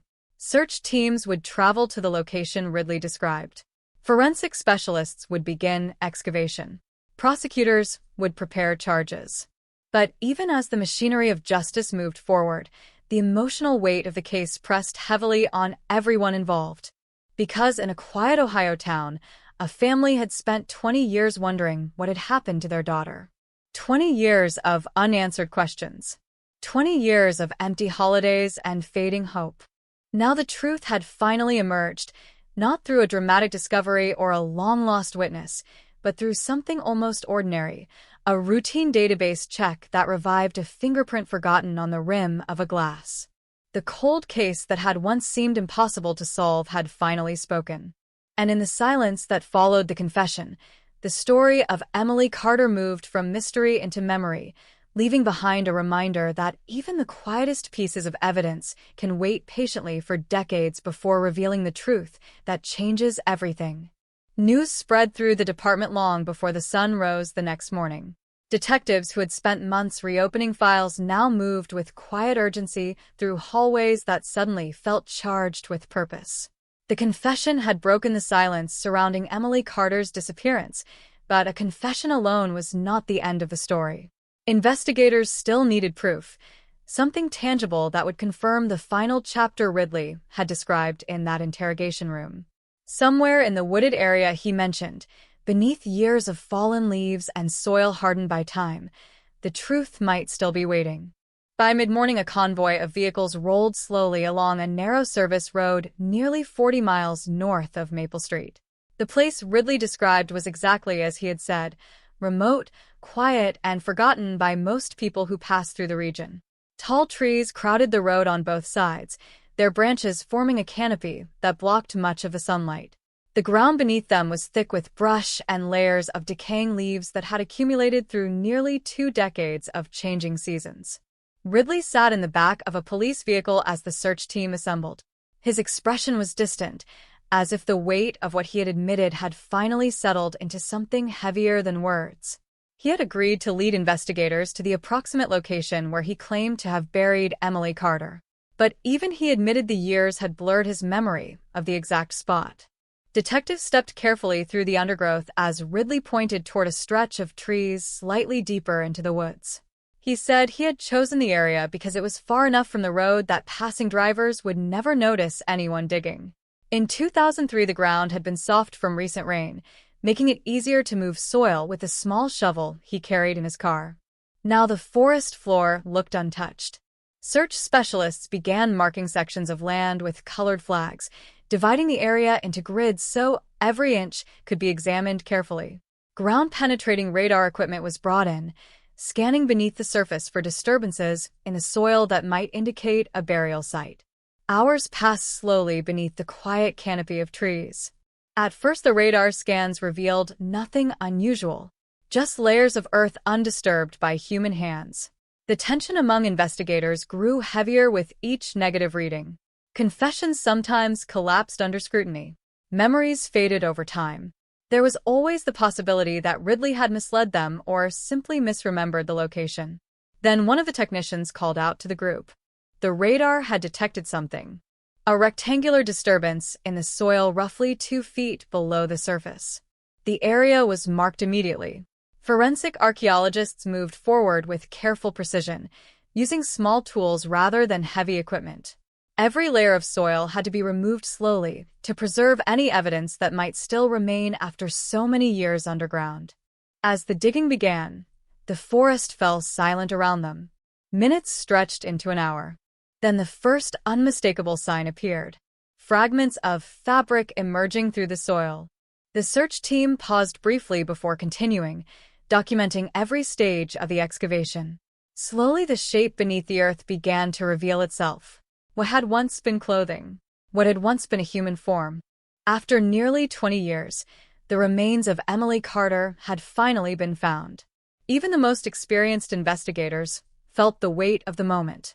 For 2 decades, her family had lived with uncertainty, forced to imagine endless possibilities about what might have happened. Now the truth lay in the ground before them, confirming the story Ridley had told in the interrogation room. The remains were carefully lifted and placed into evidence containers for transport to the State Forensic Laboratory. Specialists would work to confirm identity through dental records and DNA comparison, though few doubted the conclusion. As the convoy left the forest that evening, a sense of finality settled over the investigation. The cold case that had haunted Ohio since 2003 was no longer a disappearance. It was now a solved homicide. Back in the town where Emily had once lived, the news spread quickly. Local television stations interrupted afternoon programming with breaking updates. Reporters stood outside the familiar brick apartment building on Maple Street, reminding viewers of the story that had once shocked the community nearly 2 decades earlier. Neighbors who remembered the original search watched the broadcasts in quiet disbelief. For many of them, the case had become something distant, a tragic story from the past that had slowly faded from daily conversation. Now it had returned with sudden clarity, bringing back memories of police tape, volunteer search teams, and the uneasy fear that had settled over the neighborhood in 2003. Emily's parents received the call from detectives late that evening. The conversation lasted less than 10 minutes, but the words carried the weight of 20 years. Investigators explained that a suspect had confessed and that human remains believed to be Emily's had been recovered from a wooded area north of town. For a long moment, there was silence on the line. Then Emily's mother began to cry. The grief that followed was not the sharp shock of new loss, but something deeper and more complicated. For years, the family had lived with hope that Emily might somehow still be alive. Even when that hope faded, uncertainty remained. Now the uncertainty was gone, replaced by a painful but undeniable truth. She was never coming home. Meanwhile, Thomas Ridley was formally charged with murder. Prosecutors prepared the case quickly, knowing the confession, the forensic evidence, and the recovered remains formed a powerful chain of proof that would be difficult for any defense to break. During the preliminary hearings, Ridley appeared quiet and withdrawn, rarely looking toward the courtroom gallery where members of Emily Carter's family sat together. The story he had told detectives was repeated in official documents now entering the legal record. The brief conversation, the misunderstanding, the violent struggle in the kitchen that ended with Emily striking the counter. Whether the jury would ultimately believe his claim that the death had been accidental remained uncertain. But one thing was now undeniable.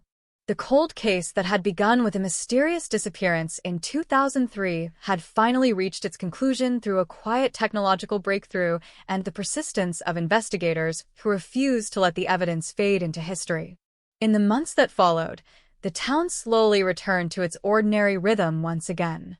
The apartment on Maple Street remained occupied by new tenants who knew the story, but tried not to think about it too often. Life moved forward as it always does.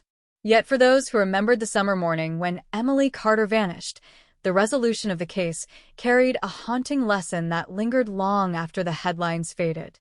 Sometimes the smallest trace of evidence, a fingerprint resting on the rim of a forgotten glass, can wait patiently through years of silence until the moment arrives when the truth finally emerges from the shadows, bringing with it both justice and the quiet sorrow of a life that ended far too soon.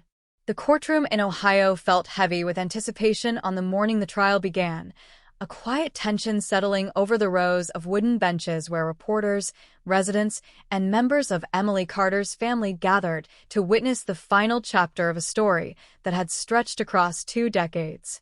Outside the courthouse, television cameras lined the sidewalk, their lenses pointed toward the doors where Thomas Ridley would soon appear. The case had already shaken the community once when Emily vanished in 2003. Now it returned with equal force as the truth uncovered by a routine database check transformed a long-forgotten mystery into a criminal trial watched across the state. Ridley entered the courtroom escorted by deputies, his posture rigid, his face expressionless. Time had etched lines across his features, but the man sitting at the defense table was the same person whose fingerprint had rested unnoticed on a glass in Emily's kitchen for nearly 20 years. The prosecutor stood moments later, arranging documents across the table with quiet focus. For investigators who had spent months reopening the cold case, the trial represented more than a legal process. It was the final test of the evidence that had finally broken the silence. The opening statements began slowly, carefully guiding the jury through the events of that summer morning in 2003.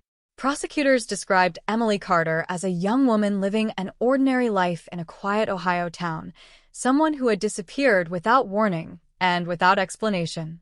They spoke about the confusion that followed, the search parties combing nearby fields and woods, the unanswered questions that lingered for years while the case grew colder with each passing season. Then the narrative shifted. The prosecutor explained how advances in forensic technology allowed investigators to revisit evidence that had once seemed insignificant. The fingerprint lifted from the rim of a glass in Emily's apartment had remained stored in police archives for nearly 2 decades. When it was finally entered into a modern national database, it produced a match no one expected. The print belonged to Thomas Ridley, a man who had lived nearby and worked delivery routes in the neighborhood at the time Emily disappeared. The courtroom remained silent as the story unfolded. Detectives took the stand one by one, recounting the moment the database returned the match and the shock that followed inside the police department. They described the process of verifying the fingerprint, comparing ridge patterns manually until the identification was undeniable. Another investigator explained the discovery of the strand of hair near the kitchen doorway and how new DNA analysis techniques linked it to Ridley as well. Each piece of evidence tightened the chain connecting Ridley to the apartment on the morning Emily vanished. But the most powerful moment came when the prosecution introduced Ridley's recorded confession.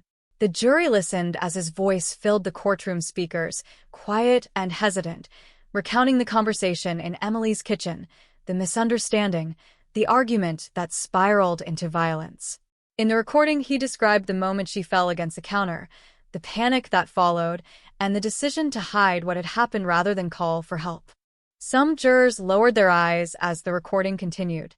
Emily's parents sat motionless in the gallery, holding hands as the details of the final moments of their daughter's life echoed through the room. When the recording ended, the courtroom seemed almost frozen in silence.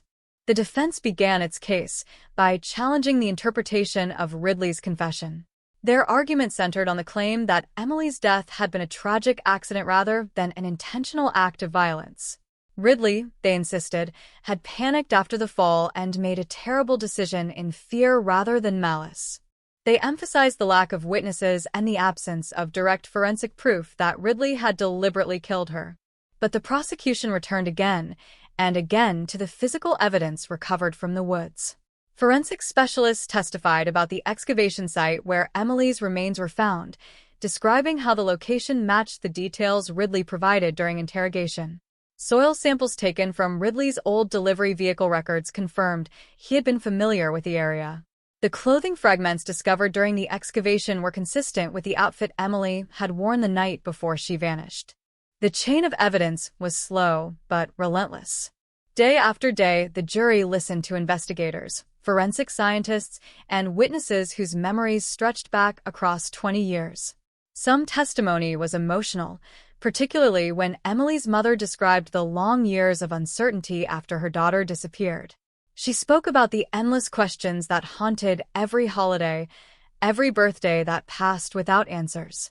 The courtroom remained quiet as she finished speaking.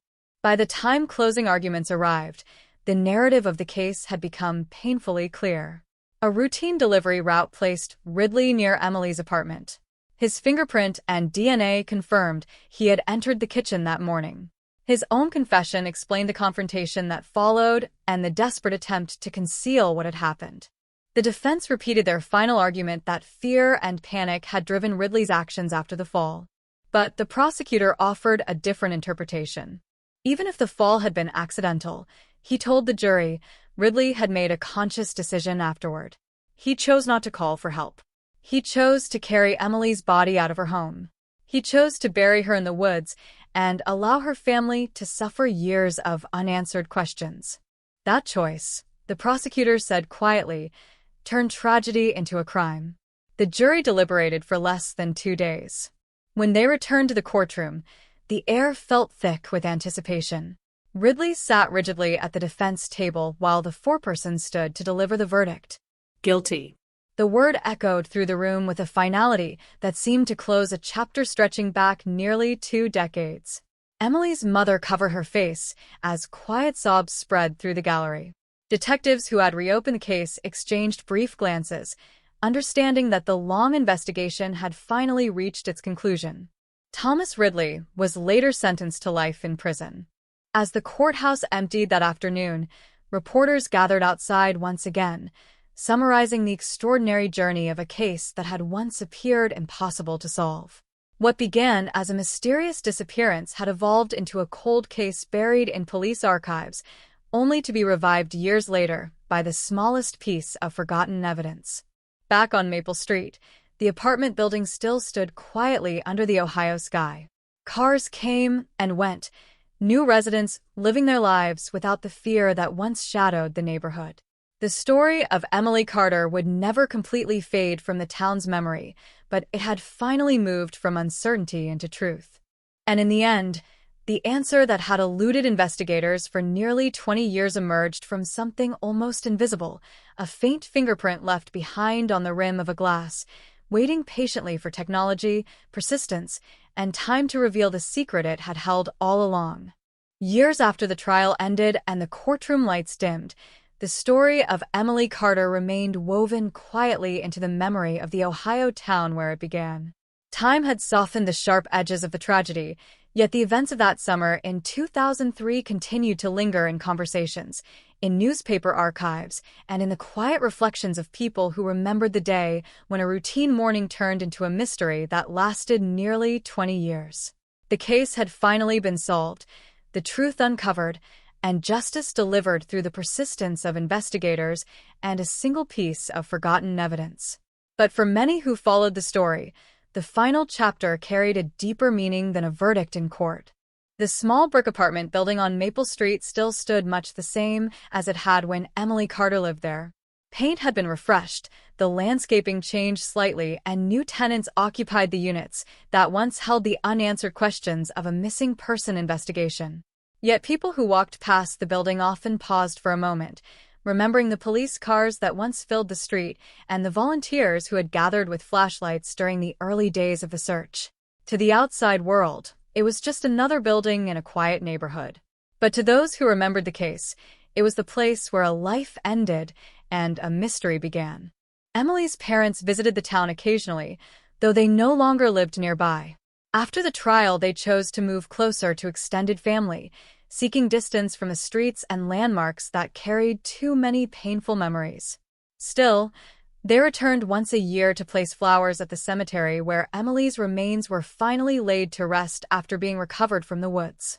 For them, the passage of time did not erase the loss, but it offered something that had been missing for so many years: certainty. The long nightmare of unanswered questions had ended. Detective Mark Halstead also returned to the neighborhood from time to time, though his reasons were different.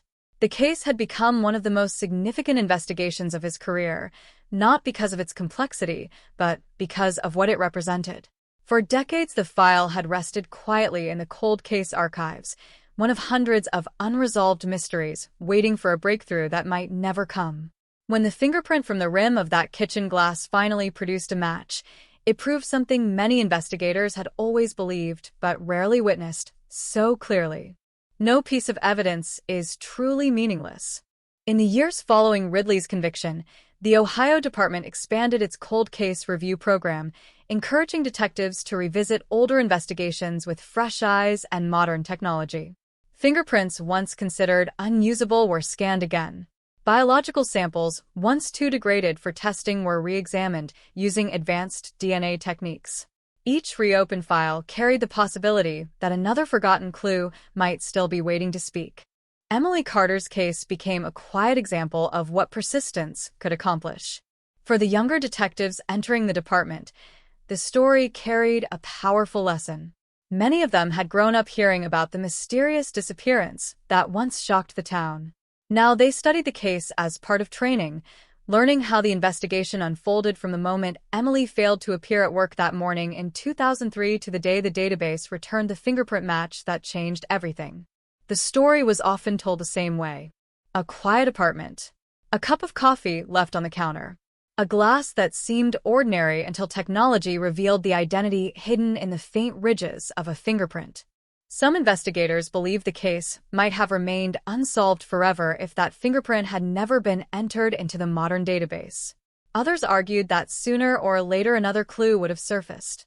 But everyone agreed on one thing: the smallest details can carry the greatest weight when time and patience finally bring them into focus. Meanwhile, Thomas Ridley lived the remainder of his life inside the walls of a state prison, his name permanently tied to the crime that transformed him from an anonymous delivery driver into the central figure of a decades-old cold case. During sentencing, he offered a final statement that echoed the explanation he had given investigators, insisting the confrontation in Emily's kitchen had been an accident that spiraled beyond his control. The court acknowledged the claim but ultimately focused on the decision he made afterward, the choice to hide what had happened rather than seek help. That decision had created the mystery that haunted an entire community.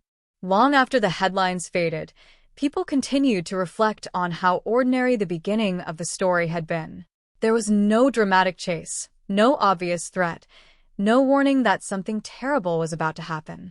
It started with a routine delivery route and a brief conversation between two people whose paths crossed in the most ordinary place imaginable: the kitchen of a small apartment. The tragedy that followed revealed how quickly an ordinary moment can collapse into something irreversible.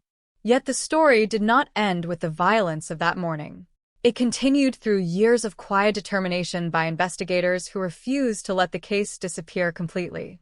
It continued through the persistence of a family who never stopped asking questions.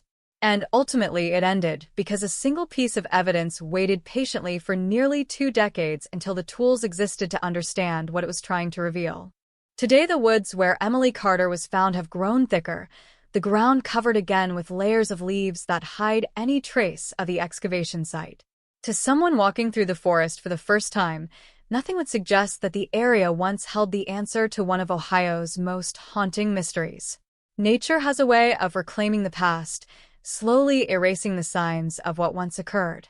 But the story itself remains. It lives in court records, in police training programs, and in the memory of a town that once waited years for answers. It reminds investigators across the country that cold cases are not truly silent. Evidence may rest unnoticed for decades, hidden in storage boxes or forgotten databases, but it still holds the possibility of truth waiting to emerge. For the Carter family, the ending brought a form of peace that had seemed impossible during the long years of uncertainty.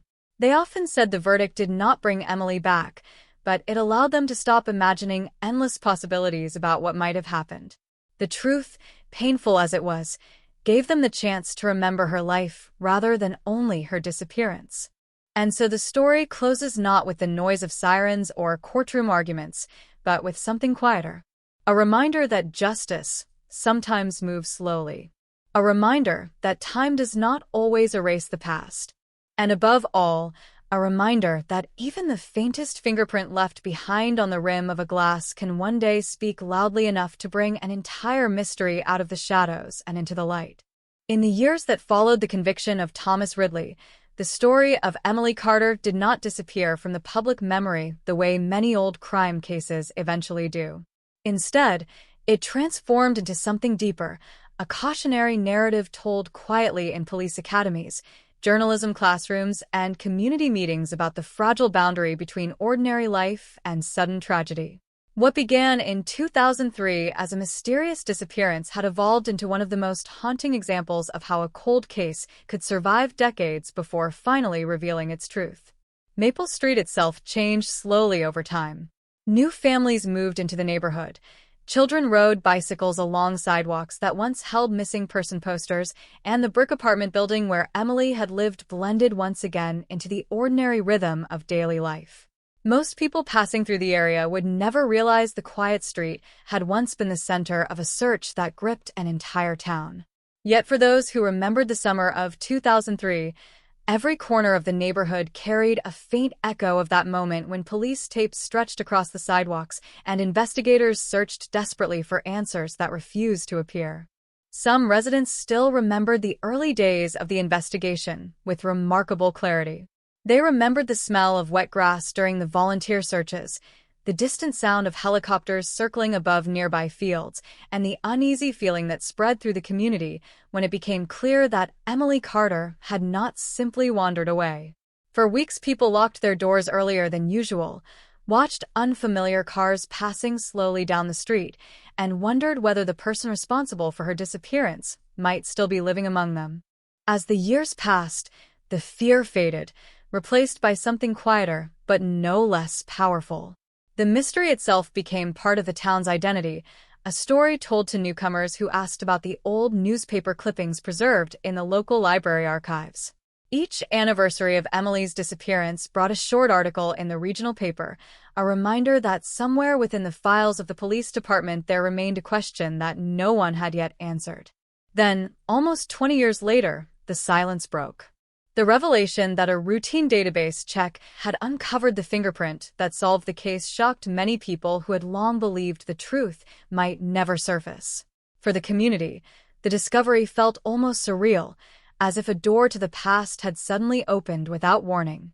The idea that the solution had been sitting quietly in an evidence archive for decades left many wondering how many other cold cases across the country might still hold hidden answers waiting for the right technology or the right moment to emerge.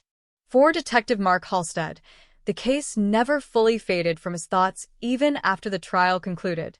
He often reflected on the moment when the fingerprint match first appeared on the technician's screen, the quiet notification that changed the course of an investigation that had once seemed impossible to revive. That moment reinforced something every experienced investigator understood, but rarely witnessed so dramatically. Time does not always weaken evidence. Sometimes it simply waits. Halstead occasionally spoke about the case at training seminars for younger detectives, describing the chain of events that led from a faint fingerprint on a kitchen glass to the confession that finally explained what happened inside Emily's apartment that morning. He emphasized how easily small details could be overlooked during the chaos of an active investigation. In 2003, the fingerprint had been examined and cataloged, but the technology available at the time had offered no answers. Years later, when the evidence was entered into a far larger and more sophisticated database, the identity hidden within those ridges finally appeared. The lesson was simple but powerful. Evidence never truly grows old. Across the country, similar cold case units began expanding their efforts, inspired in part by stories like Emily Carter's. Old fingerprints were scanned again using modern imaging systems. Biological samples that once yielded no useful results were re-examined with advanced DNA analysis techniques capable of detecting even the smallest traces of genetic material. Investigators reopened files that had remained untouched for decades, hoping another long silent clue might finally reveal the name of a suspect who believed time had erased their connection to the crime. Some cases did produce breakthroughs. Others remained unresolved, their secrets still buried within boxes of aging documents and sealed evidence bags. Yet the possibility of discovery continued to drive investigators forward, fueled by the knowledge that Emily Carter's case had once seemed just as impossible to solve. Meanwhile, the Carter family slowly rebuilt their lives in the years after the trial. The grief of losing Emily never disappeared, but the certainty of knowing what had happened allowed them to move forward in ways that uncertainty never permitted. During interviews, they often described the long years of waiting as the most painful part of the experience. Without answers, every possibility remained open, every unanswered question lingering in their minds. The discovery of Emily's remains and the conviction of the man responsible did not erase that pain, but it replaced endless speculation with truth. And truth, even when it arrives late, carries its own kind of peace. In quiet moments, the family chose to focus on memories of Emily before the tragedy, remembering the warmth of her laughter, the simple kindness she showed to neighbors and coworkers, the small, everyday details that defined her life long before it became the center of a cold case investigation. Friends who had known her in those years often said the same thing. Emily was someone who made ordinary moments feel welcoming and calm, the kind of presence that brightened a room without effort.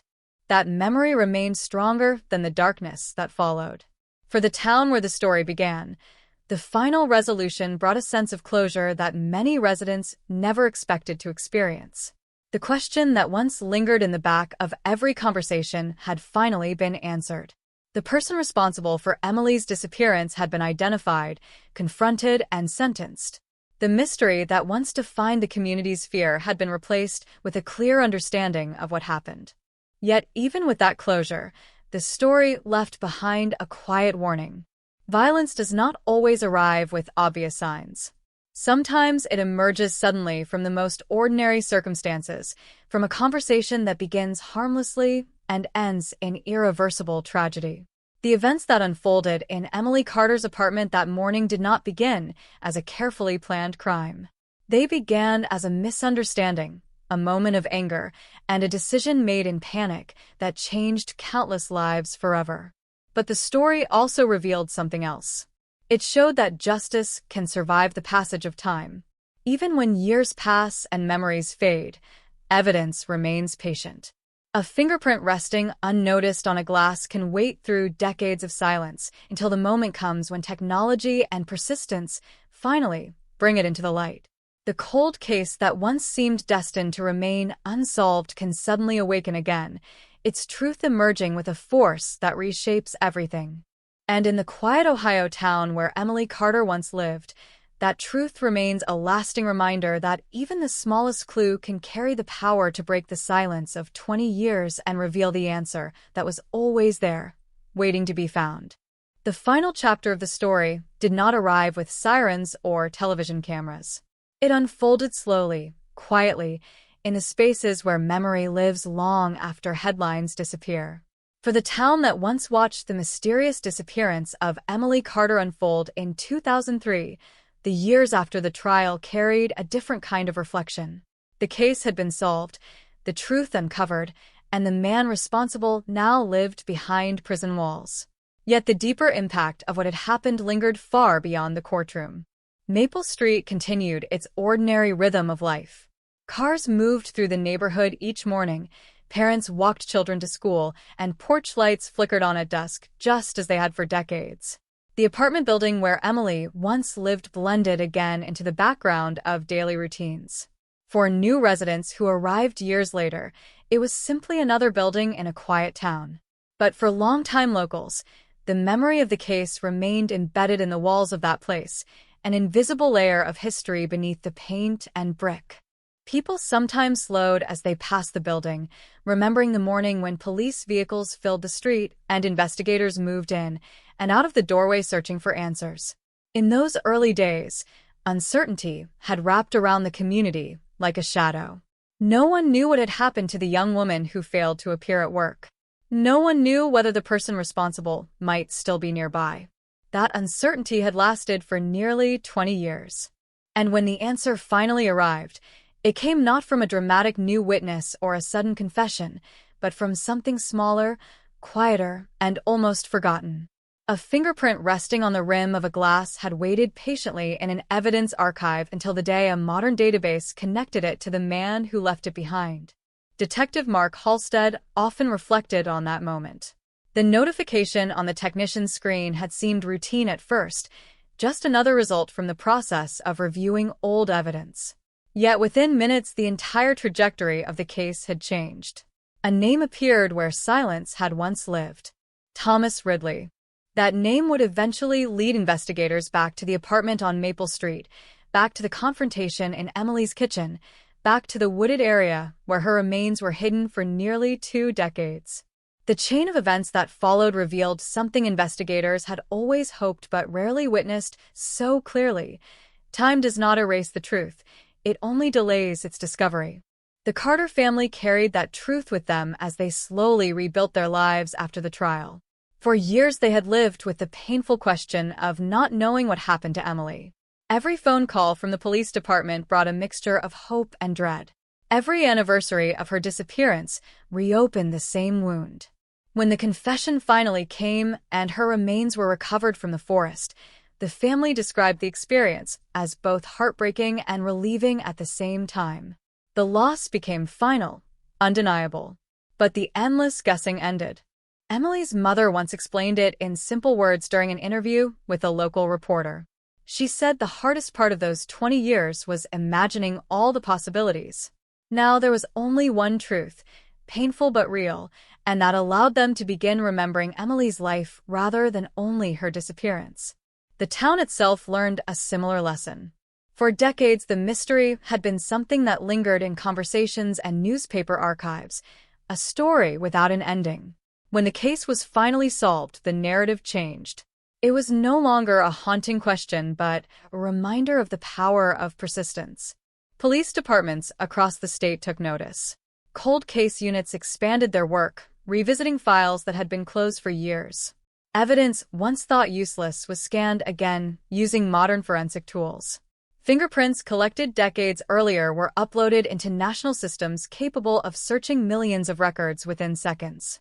The story of Emily Carter became part of those discussions. Investigators used it as an example of why no piece of evidence should ever be dismissed entirely. The faint fingerprint lifted from that kitchen glass had once been examined and stored without producing a single lead. Technology at the time simply could not reveal what was hidden inside the ridges of that print. But evidence has patience. It waits quietly until the world catches up with it. In the years following Ridley's conviction, other cases across the country experienced similar breakthroughs.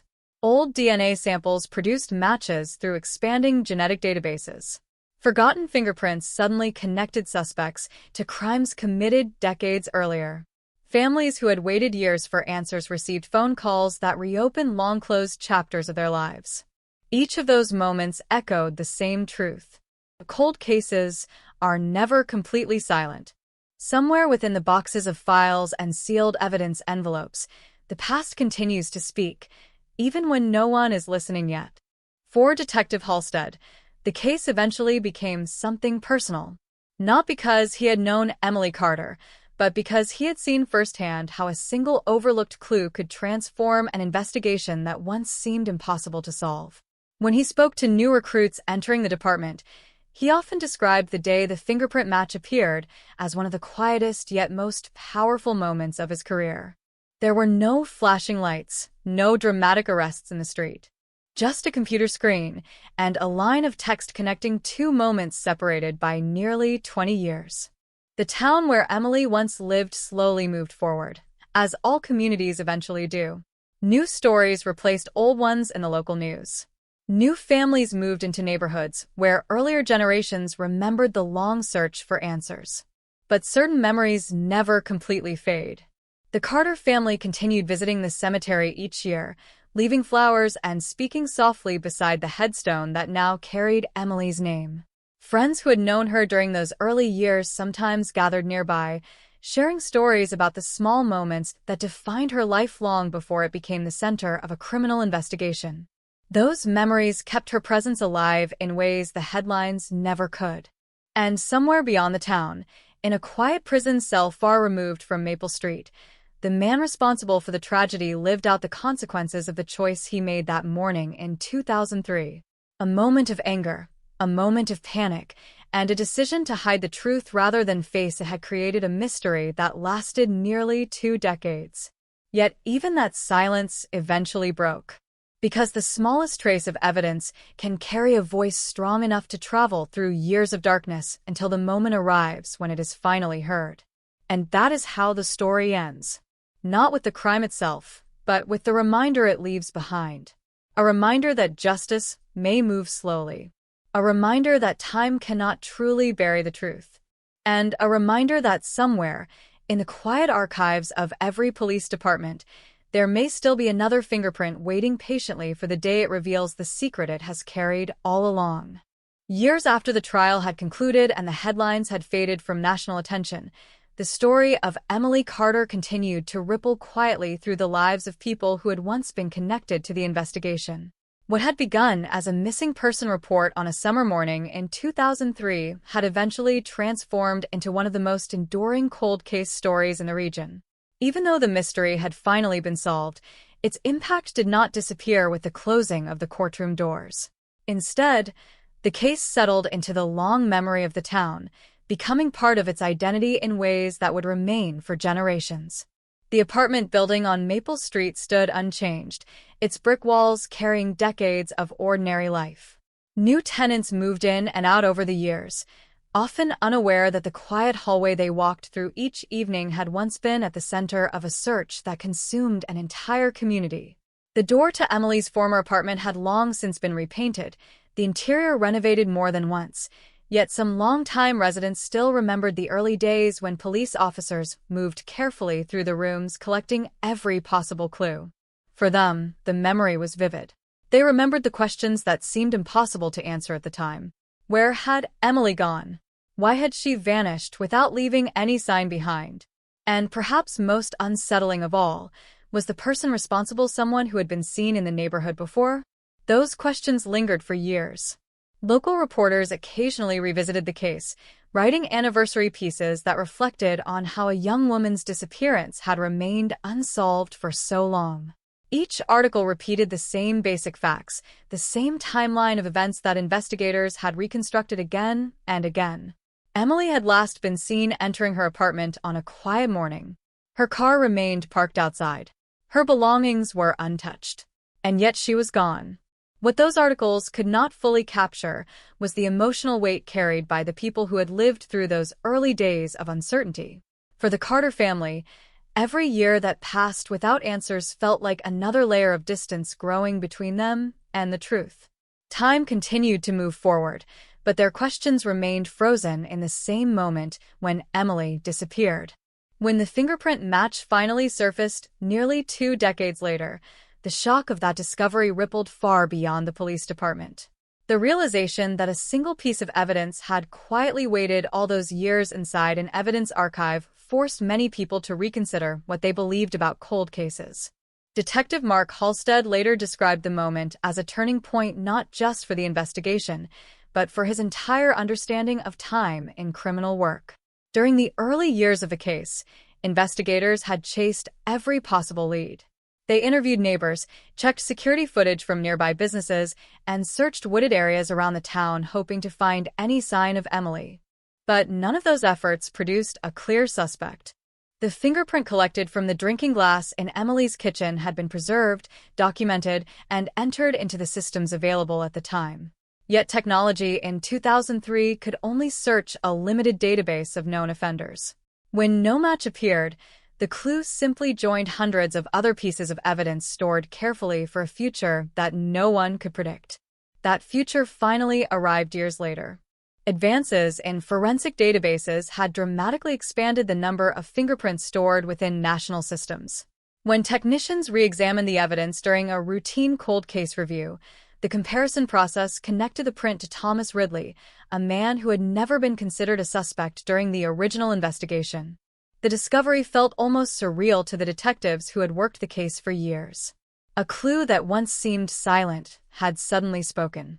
The investigation that followed moved quickly, but its consequences stretched backward across nearly 20 years of unanswered questions. When Ridley was confronted with the evidence linking him to Emily's apartment, the story he eventually told revealed how a brief confrontation had spiraled into tragedy. What began as an argument had turned into a violent struggle. In the panic that followed, Ridley chose not to call for help. Instead, he carried Emily's body away from the apartment and buried it in a remote wooded area outside town, believing that time would erase the connection between him and the crime. For many years, it seemed as though he might be right. Yet the small imprint of his fingerprint remained on that glass in the kitchen. It waited silently while seasons changed, while investigators retired or transferred to other departments, while the Carter family continued, hoping that someday an answer might arrive. That single trace of evidence survived the passage of time until the moment when modern technology finally recognized what it contained. For the Carter family, the discovery was both devastating and necessary. Learning the truth about Emily's final moments forced them to confront a reality they had feared for nearly 2 decades.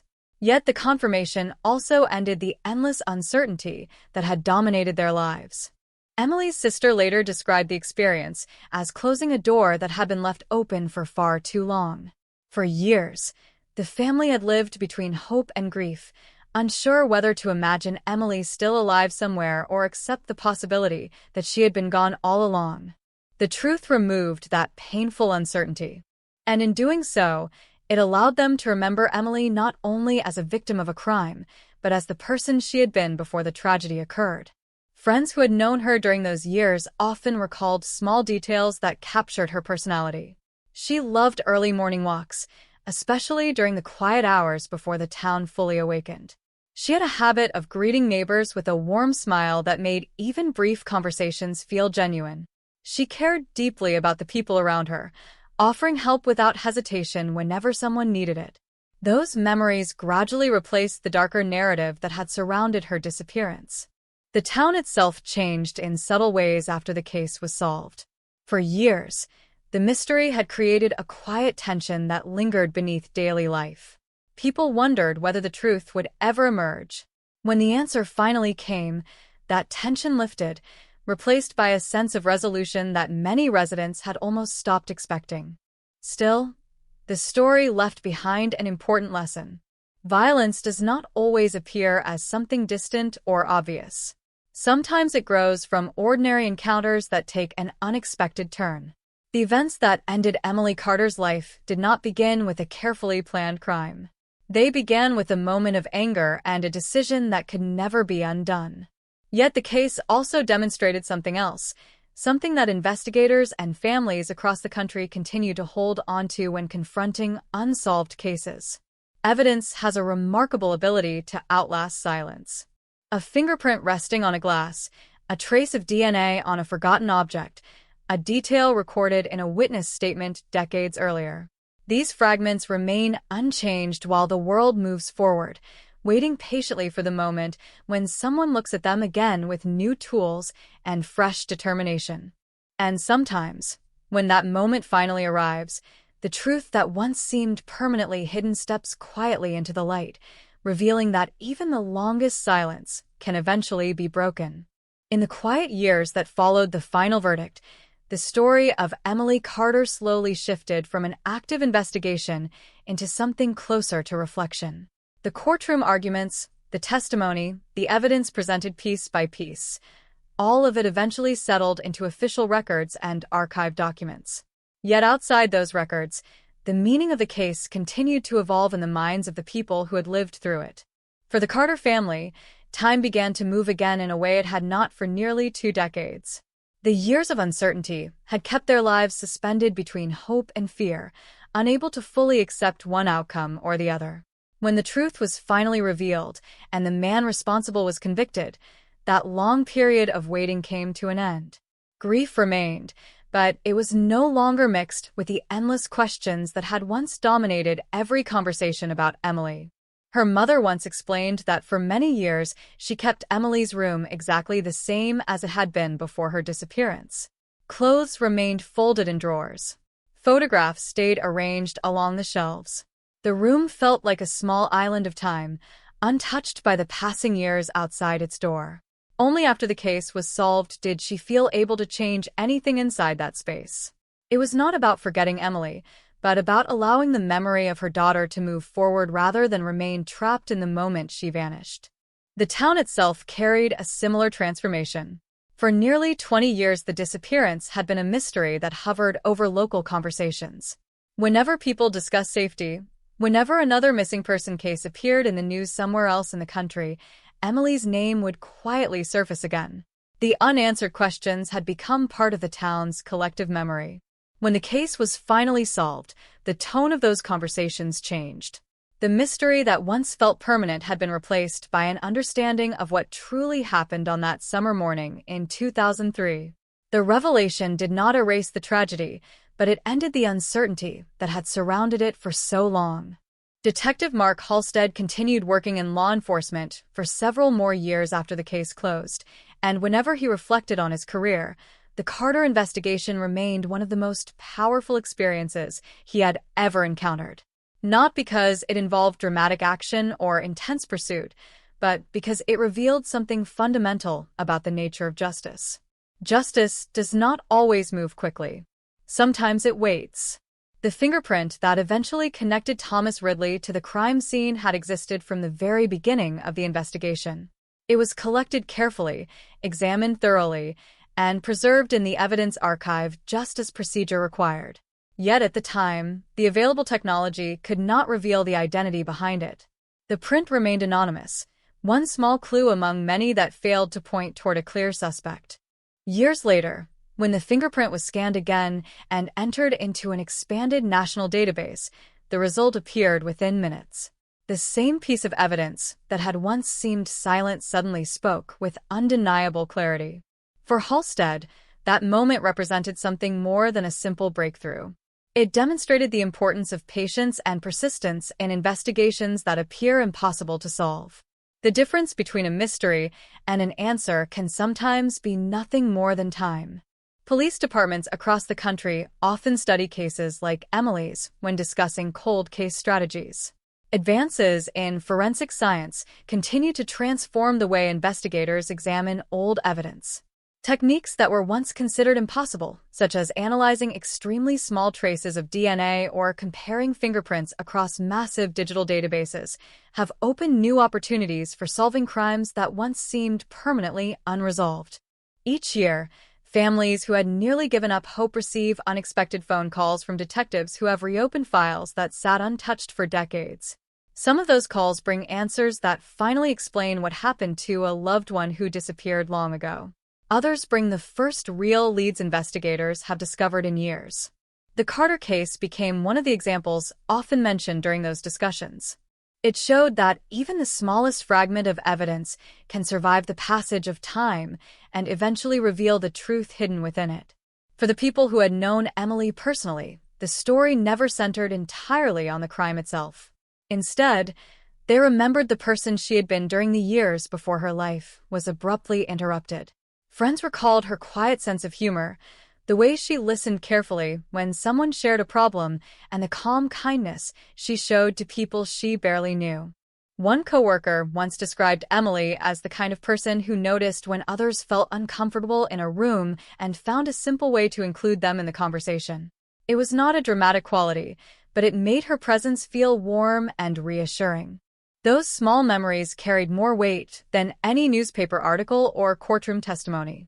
They reminded people that Emily Carter was not simply the subject of a cold case investigation. She was a daughter, a sister, a friend, and a person whose life held meaning far beyond the tragedy that eventually defined her story in public records. The wooded area where her remains were discovered has since returned to its natural quiet.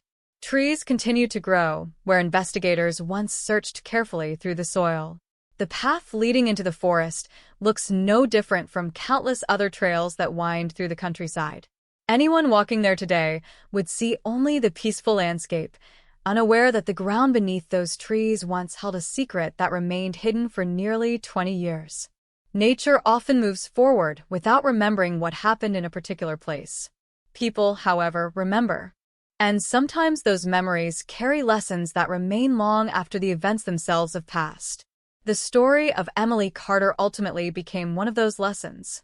It reminded investigators that evidence must always be preserved with care, because the technology capable of revealing its meaning may not exist yet.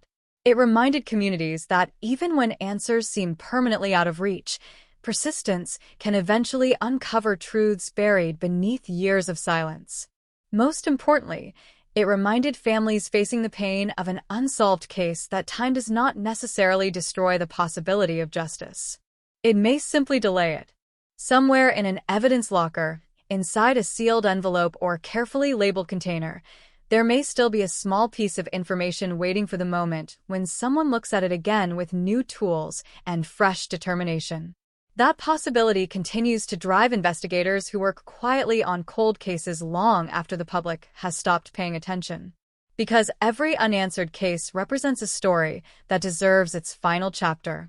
And sometimes, as the Carter investigation proved, that chapter can arrive decades after the first page was written, carried forward by a single fingerprint that refused to let the truth remain hidden forever.